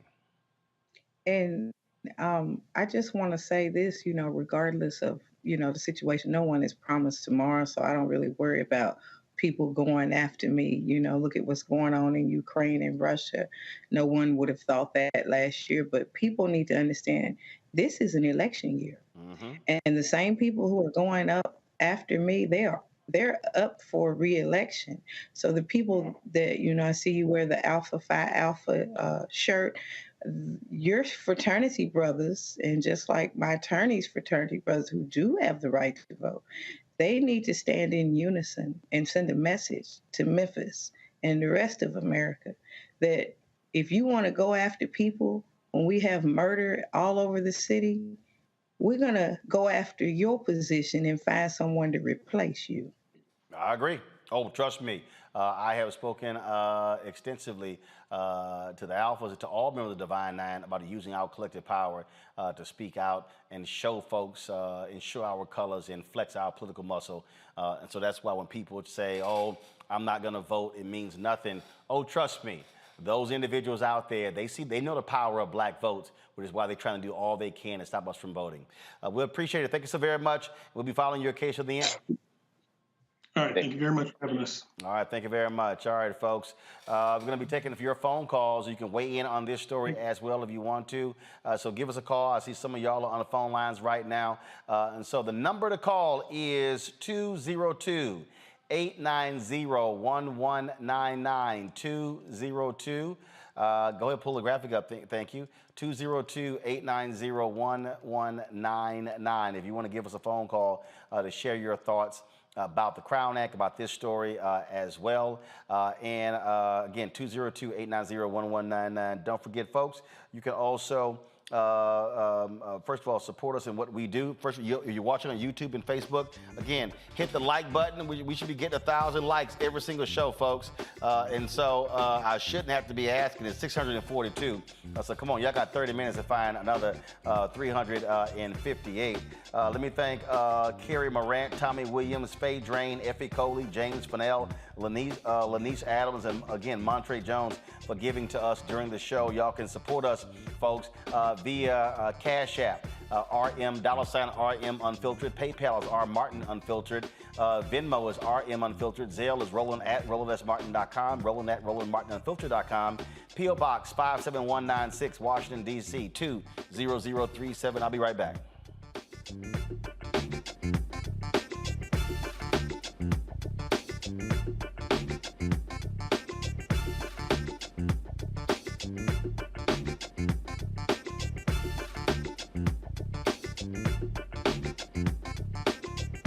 Black Star Network is here. Hold no punches! I'm real revolutionary right now. Support this man, Black media. He makes sure that our stories are told. Thank you for being the voice of Black America, Roland. Stay Black. I love y'all. All momentum we have now, we have to keep this going. The video looks phenomenal. See, there's a difference between Black Star Network and Black-owned media and something like CNN. You can't be Black-owned media and be scared. It's time to be smart. Bring your eyeballs home. You dig?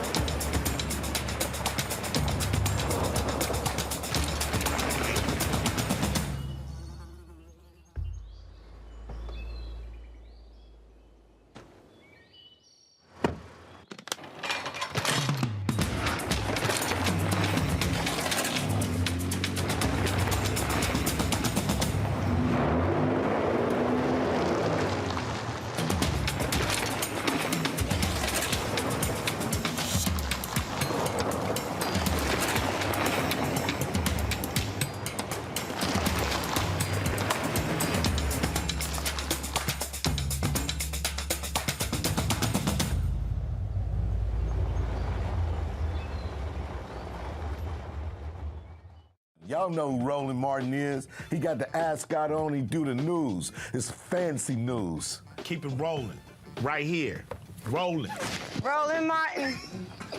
Right now. You are watching Roland Martin, unfiltered. I mean, could it be any other way? Really? It's Roland Martin.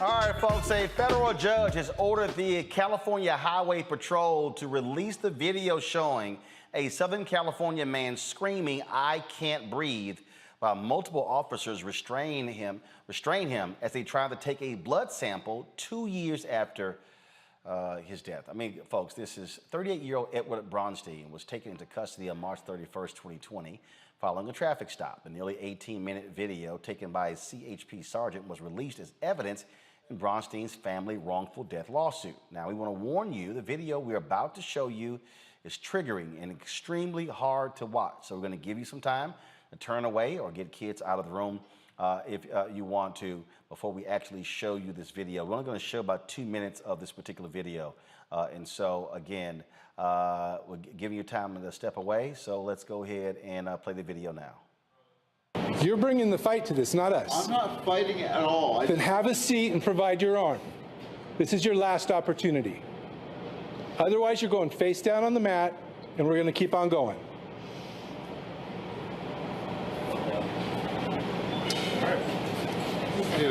Okay, please. Done, okay? Can't do it. I'll do it willingly, I told you. Please don't. Okay. I'll do it willingly. I'll do it willingly. I'll do it willingly. I promise. I'll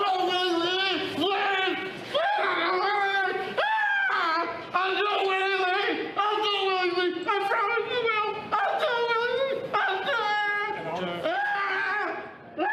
I'll do it. I'll do it. I'll do it. I'll do it. I promise. I promise. No, don't do it like this. Too late. Don't do it like this. Too late.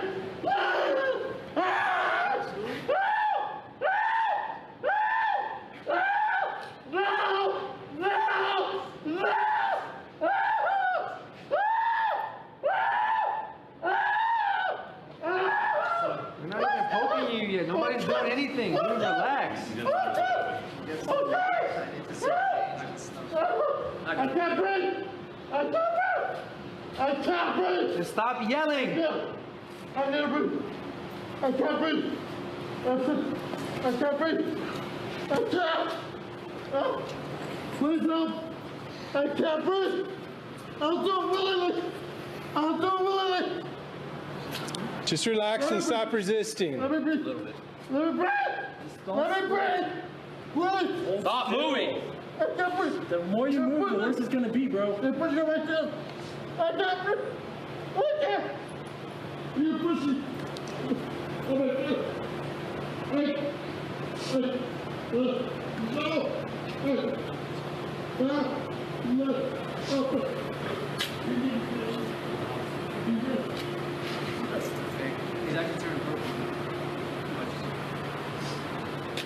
Folks, Braunstein died less than 2 months before George Floyd. Braunstein's daughter, Breonna Palomino, and her attorney, Michael Carrillo from Pasadena, California, join us right now. We're sorry there, Breonna, that we had to show that video. It has to be very difficult for you to actually see that video. What I'm not understanding, Michael, again, this is just we've done so many of these stories. What I'm not understanding is why you didn't have a cop sit there and say, hey guys, back off.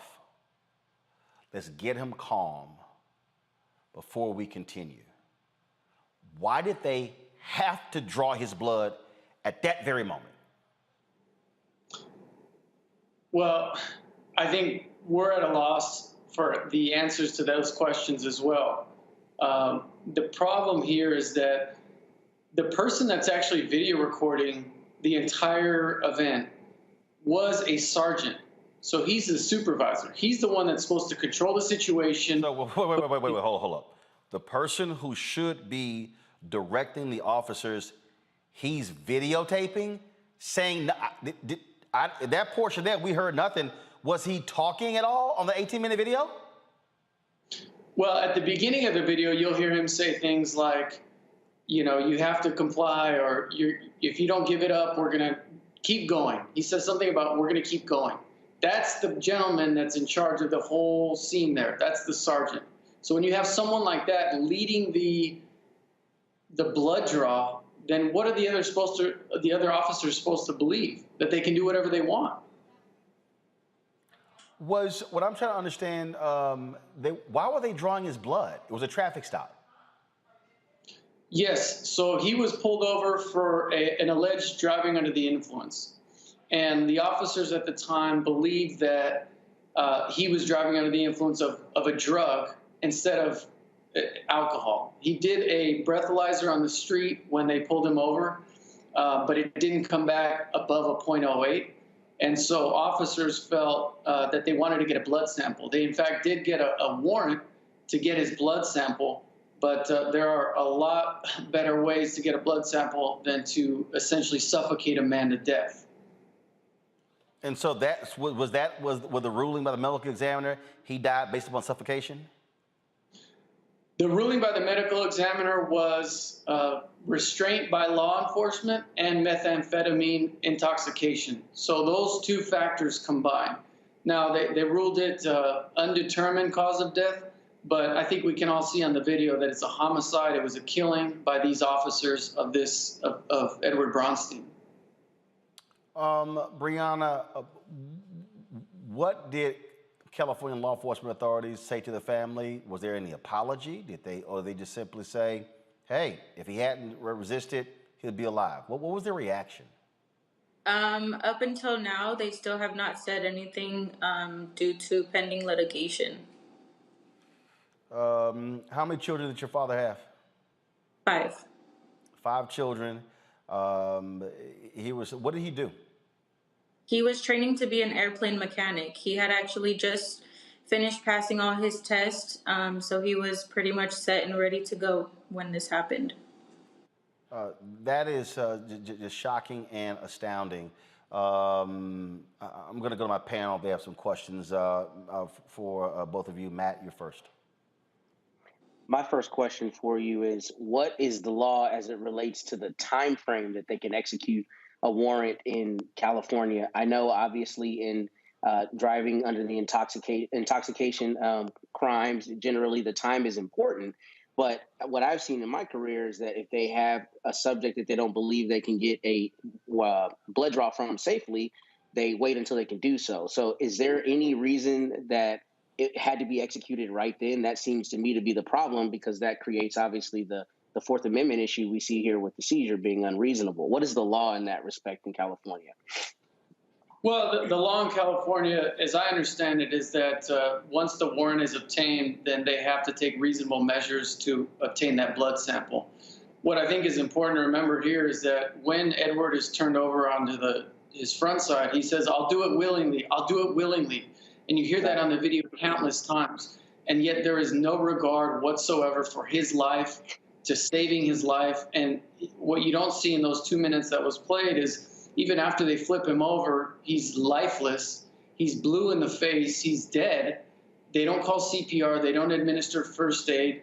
They literally try to slap him to wake him up, as if that's going to do anything to a man that doesn't have a pulse and is dead. Kelly. First, I want to say to the family, my condolences on your loss. To humanize Mr. Bronstein a bit, could you just talk about who he was to you as a father, just as, someone important in your life, and the impact that this tragedy has had on you? Yes, of course. He was very passionate about helping others. He was always there for me. I'm his oldest daughter, so he would always come over to eat my home-cooked meals.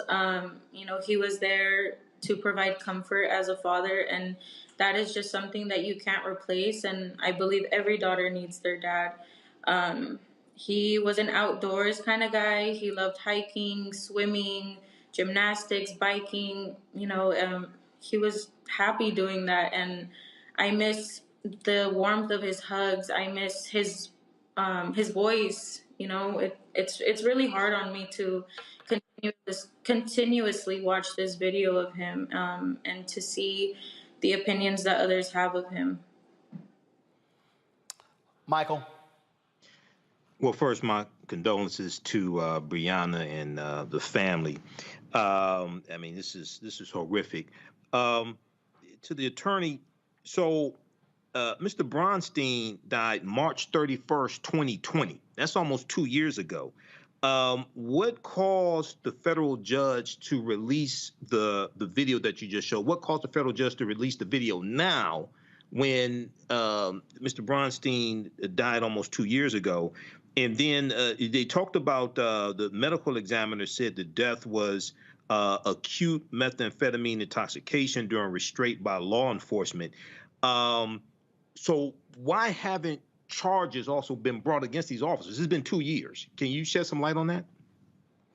Sure. You're asking a lot of great questions. The second question you have is the same question that we keep asking. Why haven't any of these officers been charged with a crime, anything related to his death? They have not. The district attorney's office, George Gascon in particular, their office is not commenting. We've tried for the last year and a half to see if there's going to be any movement, if there's going to be any charges. We don't know that information. We hope that they take action and get justice for the family in some form. Now, I do want to say the Attorney General's office of the state of California, Rob Bonta, he can file charges as well. But what I find interesting is that he, as the Attorney General, talks a lot about transparency in law enforcement, supports bills that deal with transparency in law enforcement. But his office is the one that prevented us from releasing this video for about a year and a half. I just want to say that when Edward Bronstein passed away, his family did not know the circumstances for his death. That was kept hush-hush. We tried for, as soon as we got the autopsy report, thankfully the coroner's report came out with a very detailed description about what they saw in the video. At that point, we figured out that there was a video. We tried to get a Public Records Act request to get the video out. They denied our request. They said, we'll see you at trial. Through the case, they wouldn't turn it over unless we agreed not to produce it to media. Only recently did the judge, but because we had requested it, only recently did the judge say you can release it as of March 15, 2022. If it wasn't for us taking those steps, who knows how long the Attorney General's office would have kept this hush-hush. Because of how disgusting and vile it is, they even applied to the Ninth Circuit Court of Appeals to try and overturn this judge's decision. They did everything in their power not to release this video. So it took extraordinary measures and this amount of time. Wow, thank you. Well, again, it's just, we've done so many of these different stories, and the family, that you want answers to what happened and why your loved one is not with you today as a result of these actions. Thank you so very much for joining us, sharing your story. Brianna Palomino, thank you so very much, as well as let me thank your attorney, Michael Carrillo, as well. Can I just say one thing, Roland? Yes. I apologize. We're organizing protests this Thursday to support the charges being brought against these officers. We will get the information out on social media. If you can spread that to your viewers, that would be fantastic. Yep, just simply be sure to tag us at Roland S. Martin on Instagram and Twitter, and we'll be sure to share that as well. Thank you so much. All right, thank you very much. All right, folks, got to go to a break. We come back, we'll talk HBCU transformation in our Education Matters segment. Also, we take more of your phone calls, weighing in on some of the stories here. You're watching Roland Martin Unfiltered right here on the Black Star Network.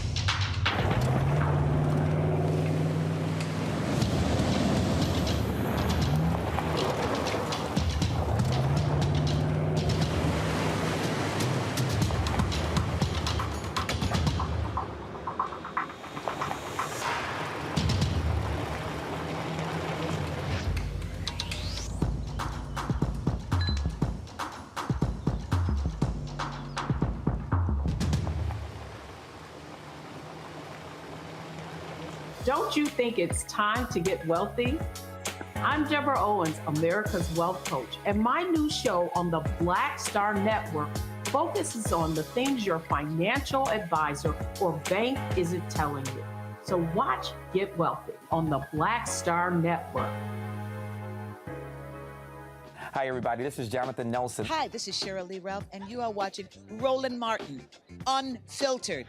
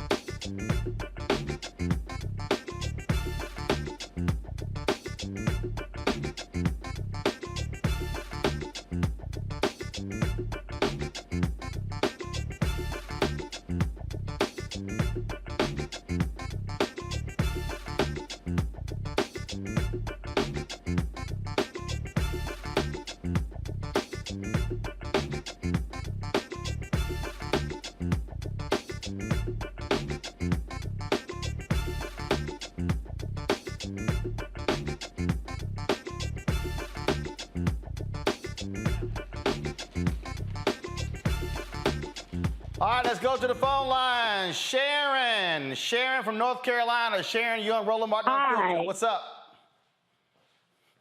Hi, my name is Sharon. I went to St. Augustine when it was a college at now it's the university. When I was working as an extra job at a cafeteria, I had got my hair braided. Mm-hmm. And one of the managers came to me and said, that I had offended customers because of my hair.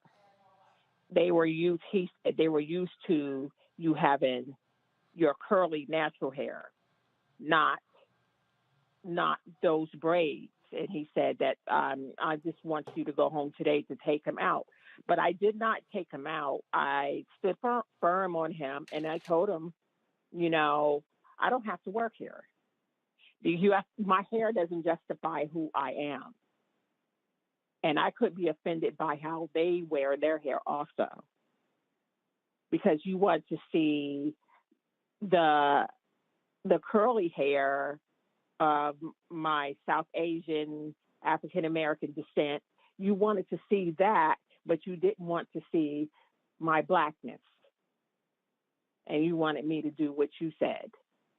So I quit and walked out because it don't justify it. And I hope this Crown Act goes through.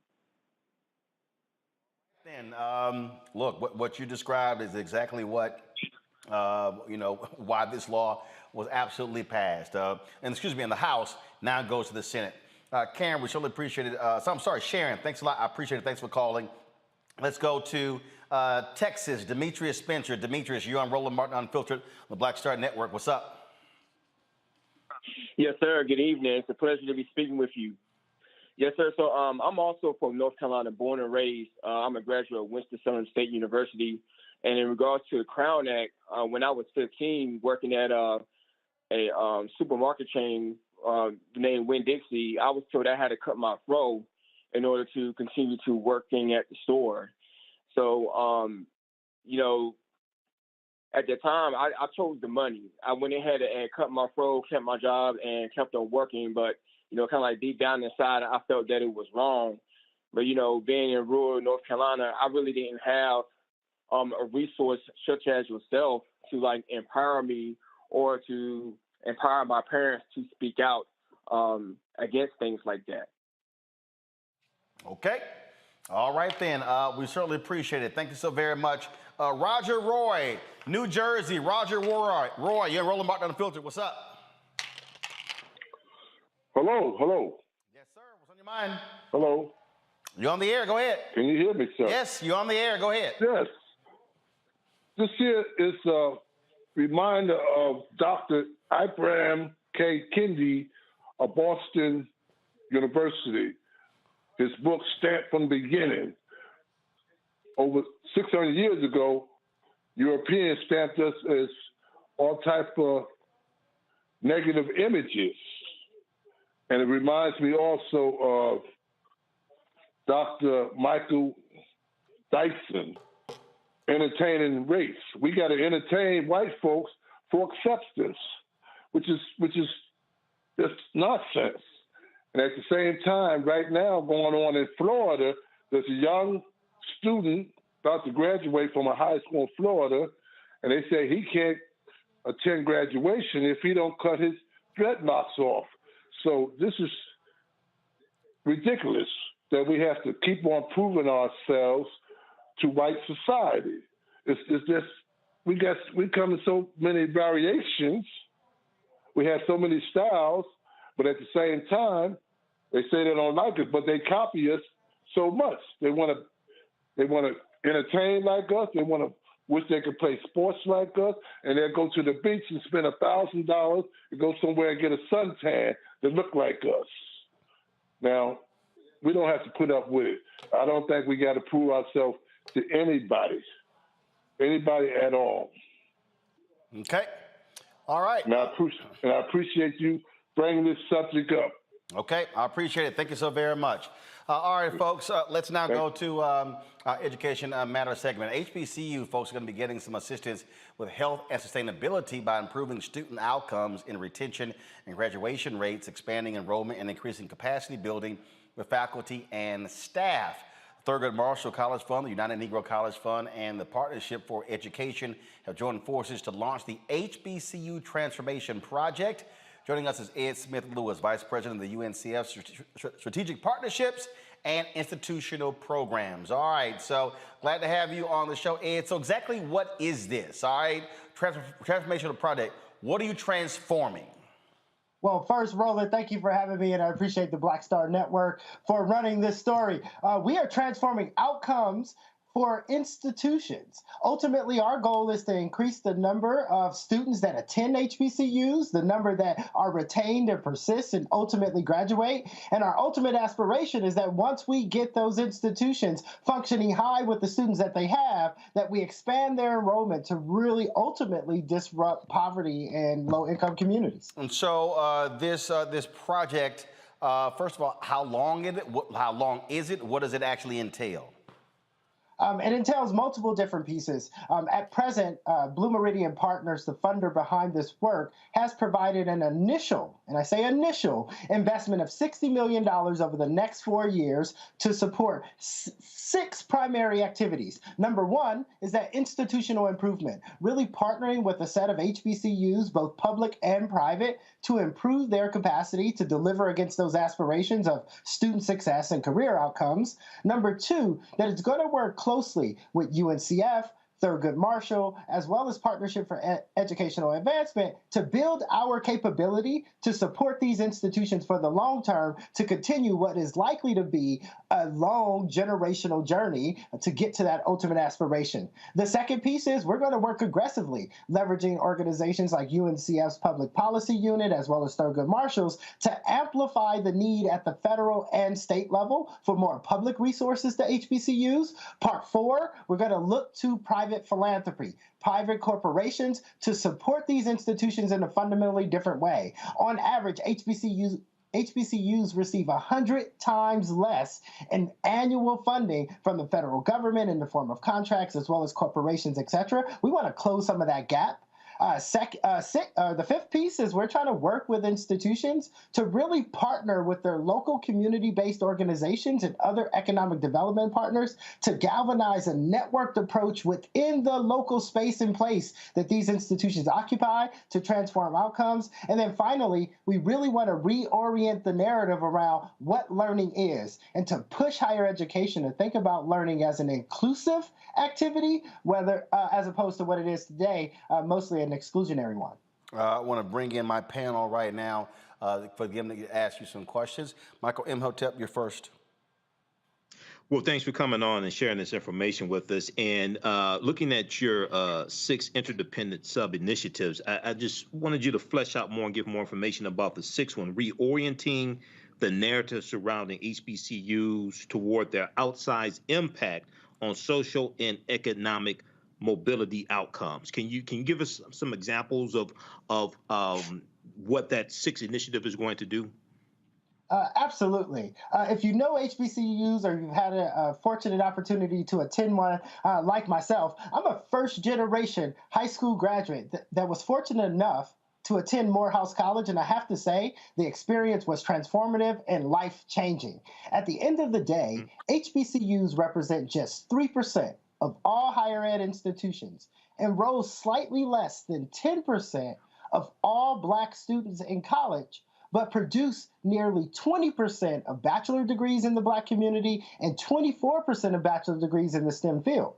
More importantly, HBCUs also produce 40% of Black engineers, 40% of Black Congress members, 50% of lawyers and doctors, and 80% of Black judges. At the end of the day, we believe and we know that HBCUs punch above their weight. And what makes those outcomes even more fascinating is they do that with a 75% low-income student population and enroll about 60% first-generation students. UNCF released a report earlier this year on social mobility, and it showed that HBCUs are twice as likely to improve outcomes for low-income first-generation Black students than their counterparts. And we're trying to decide how can we change the narrative around this sort of less than moniker that HBCUs have been trying to shake since their founding, given those outcomes. Exactly. Thank you. Thank you. Kelly. Hi. So it's kind of like a 3-pronged question. Number one, how many HBCUs will be impacted by this initiative? Meaning, are these just going to be the HBCUs that are under UNCF or Thurgood Marshall College Fund? Secondly, I read here that there's been a $60 million investment or commitment rather already for this project? How much more money do you need and or have? And finally, in the same vein as how much money you already have, how long do you plan on keeping this initiative going? Is this a 5-year plan, 10-year plan in perpetuity, et cetera? Appreciate the question. I'll first start with who we're trying to serve. We are starting with the two membership associations, Thurgood Marshall College Fund, which represents about 47 public HBCUs, as well as United Negro College Fund, which represents 37 private HBCUs. So at our core, we're looking at just over 80 HBCUs that we plan to directly support through this work, not only through direct grants, but shared services, as well as knowledge sharing and communities of practice that we think are critical to including HBCUs in this student success higher ed transformation conversation, where for the most part, HBCUs have been excluded from. So part one, we are starting with our membership associations, but our goal is to build models to expand. Within UNCF, we launched a team that I have the fortunate opportunity to lead today called the Institute for Capacity Building. The Institute for Capacity Building was founded by our current president and CEO, Dr. Michael Lomax, and its focus is on broadly HBCU and PBI, or predominantly Black institutions, improvement and transformation. So although we're starting with our core membership, our ideal goal is to develop a model that can scale to many other HBCUs, predominantly Black institutions, and other institutions enrolling high numbers of low-income first-generation students. So the aspiration is to disrupt all of higher ed back to that idea that we have to figure out how to be more inclusive in our learning environments as opposed to exclusive. To get to your second question on the resources, the short story is HBCUs have been historically and presently underfunded. When you add up the endowments of all HBCUs, it pales in comparison. Actually, it's 10 times less than Harvard University. I want to say that again. All HBCUs endowments combined are 10 times less than Harvard University. And when you start to talk about resources that are needed and you look at the rising costs in higher education, the rising costs in higher education is a product of the commoditization of the industry. And we are trying to figure out how do we reverse that trend. HBCUs have historically charged left of tuition or much less than their near peers. But at the end of the day, our first generation low income students are being saddled with debt. And so we know that in order to reverse that, we have to flood HBCUs with the capital that they've historically not had and with the capital they need to catalyze that change. We believe that at present there's at least a $6 billion gap on endowments, a half $500 million gap in capacity. And once you start to unpack some of that, we think it's much, much more. So while this $60 million is an important catalyzing piece, the third and fourth point, really getting the federal government to move behind these institutions to amplify their impact and getting the private philanthropy as well as corporations to pitch in will be necessary, because we're not closing just present day financial gaps, we're closing those historic ones as well. On the last piece, our North Star goal is that HBCUs become a sustainable system of institutions that are operating together. While Thurgood Marshall, UNCF, and our newest partner, Partnership for Educational Advancement, have a lot of the knowledge, resources, etc., to convene, galvanize, and provide new awareness, new capabilities into that system, our North Star is that these are thriving institutions working collectively together. And while we would love to be a partner for the long term, I think our job is to work ourselves out of business. All right, then. Matt Manning, your question? Very quick, and thank you for being here. I'm a Howard man, and I tell you that, one, because anybody who went to Howard has to tell you they went to Howard. Yeah, no kidding. And number two, because when this conversation comes up, I see it often on social media that there are often complaints about the disparity even among the HBCU contingent, meaning that some of your larger HBCUs have larger endowments and have fewer issues with sustainability. So my question is, for all our HBCU brother and sister that don't go to Howard, go to some other school, how are you going to ensure sustainability relative to their particular needs? What are the metrics internally to determine what Tougaloo needs or some other school as opposed to a school that may have a larger endowment. Well, I appreciate Tougaloo, and as a Morehouse man, I support all HBCUs. I also had a fortunate opportunity to work at Howard University, so I appreciate you, brother. The reality is, if you're not Morehouse, Spelman, Clark Atlanta, FAMU, North Carolina A&T, Howard Hampton, you're sometimes not recognized for the value you add to your community. And that really gets to that number 5 piece on developing community and regional partnerships. We know that HBCUs like Rusk College in Holly Springs, Mississippi, Voorhees College in Denmark, South Carolina, they are critical drivers of economic impact within their local communities. UNCF has released now 2 landmark reports showing the economic power of our institutions within their local communities, as well as their collective impact.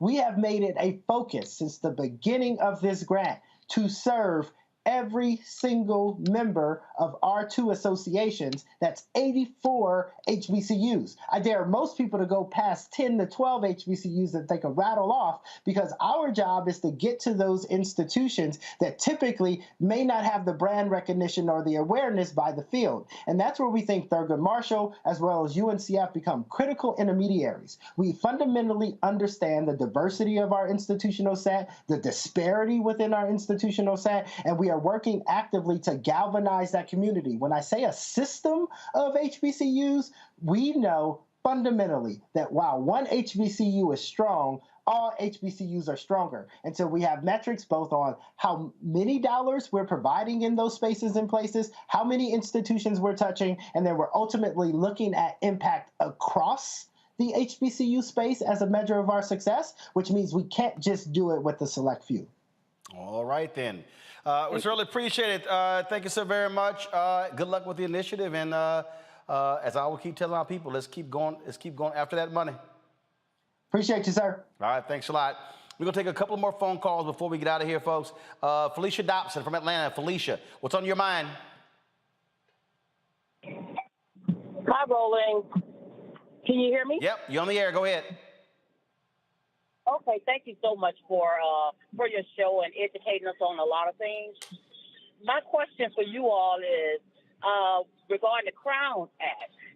Now, how are we going to educate our own Black community about the Crown Act? Because I work for a Black company, and the young lady had natural hair, beautiful hair, and she got promoted, and then all of them asked her, the HR people, human resources myself, they asked her and said, well, what you going to do about your hair? So my question is, how are we going to educate our own people? Well, look, I mean, folks going to understand this gets passed. It's going to be called the law. Right, Matt? Right. And it's going to be enforced the same way the Civil Rights Act is. So the enforcement will be for things like public accommodation, employment, other places where people are discriminated. So I think we could go as far as making a white paper or even the signs that you see in the workplace that apprise you of your rights, that tell you if this happens, then these are your rights. So that's how I think we need to educate people, not only in the workplace, but among our own people. We need to let them know the basics of the law, when the law is being violated, and how they can protect themselves and vindicate themselves if the law has been violated in their case. Yep, that's exactly it. And so, yeah, trust me, you're going to be seeing those signs in the workplace. We certainly appreciate your phone call. Also, YouTube, y'all got 132 likes to get to 1,000. Y'all taking too doggone long. Hit that like button. Y'all should. Thank you. It's like a preacher in church. I shouldn't have to be asking y'all to give money. Hit that damn like button. All right, let's go to Josh Johnson, Jacksonville, Florida. Josh, what's on your mind? You're on Roland Martin Unfiltered. Josh? All right, y'all got Josh up? Josh, are you there?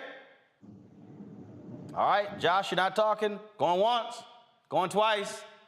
Holla, Josh. Hello, how are you? Yes, hello. Hello? Yes, you're on the air. Who's this? Okay, this is Joyce Johnson. Joyce, all right. We've been waiting on you, Joyce. Come on. Okay, I actually called to share about the Crown Act, and it went back as far as, hello? Yes, you're on the air. Go ahead. Joyce, do this here. Joyce? Joyce, do this here. Turn your TV down.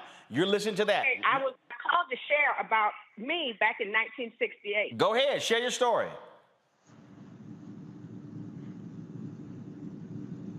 Joyce, Joyce, do this here. Turn your TV down or turn your app down or your computer and listen to me because you're hearing the delay. That's why you have a delay. So turn so now go ahead and talk. You're live, go. You're live, go. Is it much better? You're live, go ahead, tell your story. Is it much better now? Yes, go ahead, tell your story. Great. I graduated from FAMU in '68, and I had an afro at that time. My African-American school here in Jacksonville would not hire me because I had an afro. I was a certified English teacher ready to begin teaching English, and the African-American principal and dean of girls informed me that they could not hire me because unless I changed my hair. And I wouldn't change my hair, so of course I stopped teaching and worked for the state. So this thing has been going on about our hair for a lifetime. It's just so sad that it's still continuing today. Well, it's no shock, because first of all, Joyce, thanks for your phone call. Look, here's what we have to understand, and this is a reality, Kelly. Black people have had to make adjustments to who we are to accommodate white folks for our entire lives. Yes.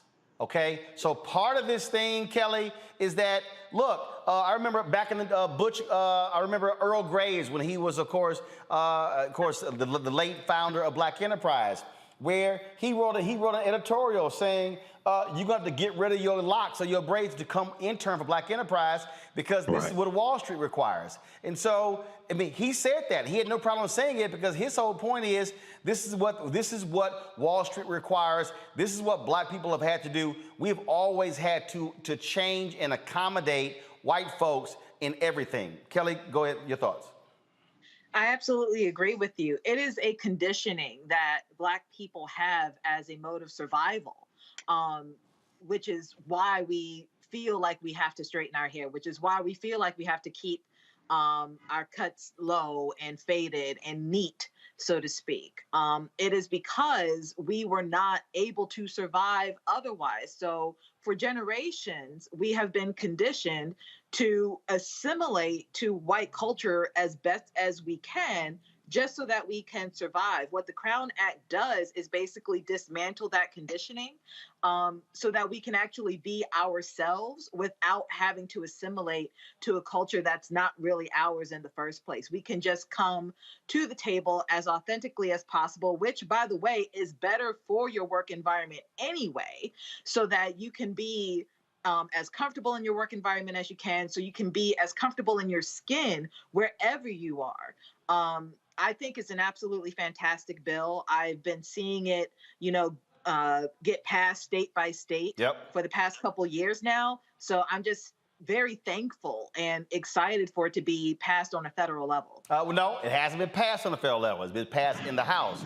Now we got I'm speaking it into existence that it'll get passed on the federal level. Yeah, well, we still got these crazy-ass Republicans, so we got to put pressure on them. So I don't care what your state is. You got 2 U.S. senators. Make that phone call. Tell them to vote for it. Last caller, Robert Johnson from Charlotte, North Carolina. Robert, what's on your mind?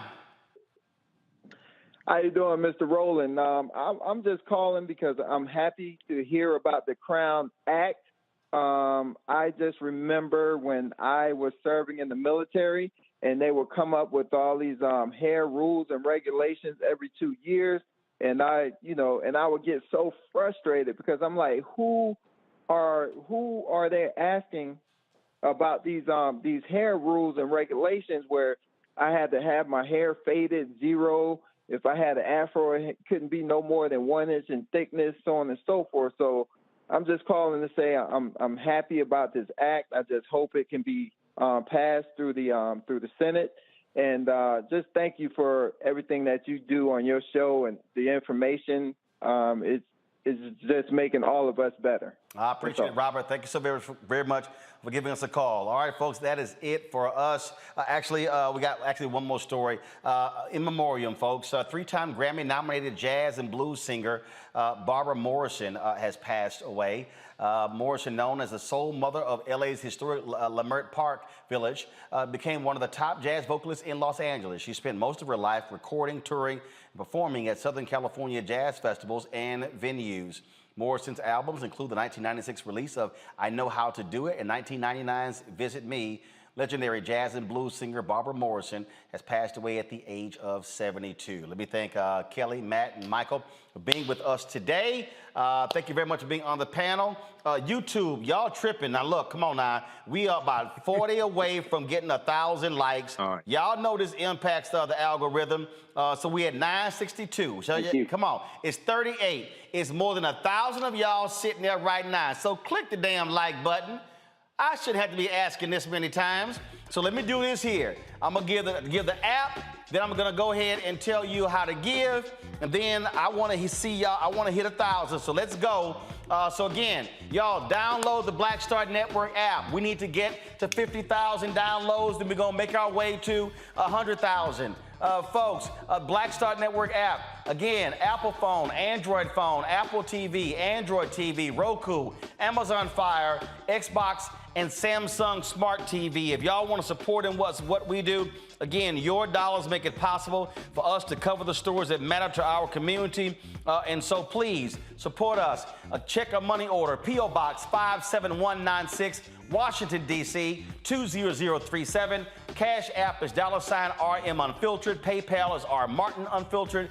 Venmo is RM Unfiltered. Zelle is rolandsmartin.com. Roland at rolandmartinunfiltered.com. And so please support us in all that we do. I'm looking here right now. I got to give this one shout out because she gave during the show, but I'm trying to find it. And so hopefully I can go. Here we go. Let me thank Annette Anderson for that Zelle payment. Annette, I certainly appreciate it. Thank you so very much. Let me also thank Janet Hill with PayPal. Carrie Morant, I said Tommy Williams, thanks a bunch as well. And so I appreciate that. And as you see, folks, we always scroll the names, all the people who have given to us.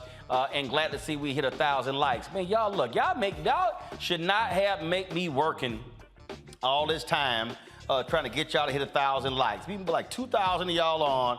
All you gotta do is hit the like button, okay? So we appreciate it. That's it. Hey, folks, don't forget the Supreme Court confirmation hearing of Judge Ketanji Brown Jackson begins at 11 a.m. Monday. We'll be broadcasting it live on the Black Star Network app, so please don't forget that. Also, folks, this weekend, check out the Richard Roundtree one-on-one on Rolling with Roland. Trust me, it's a fantastic conversation. You will certainly enjoy that. And that is it for us. Folks, I will see you guys on Monday. Enjoy the weekend. Have a good one. Holla!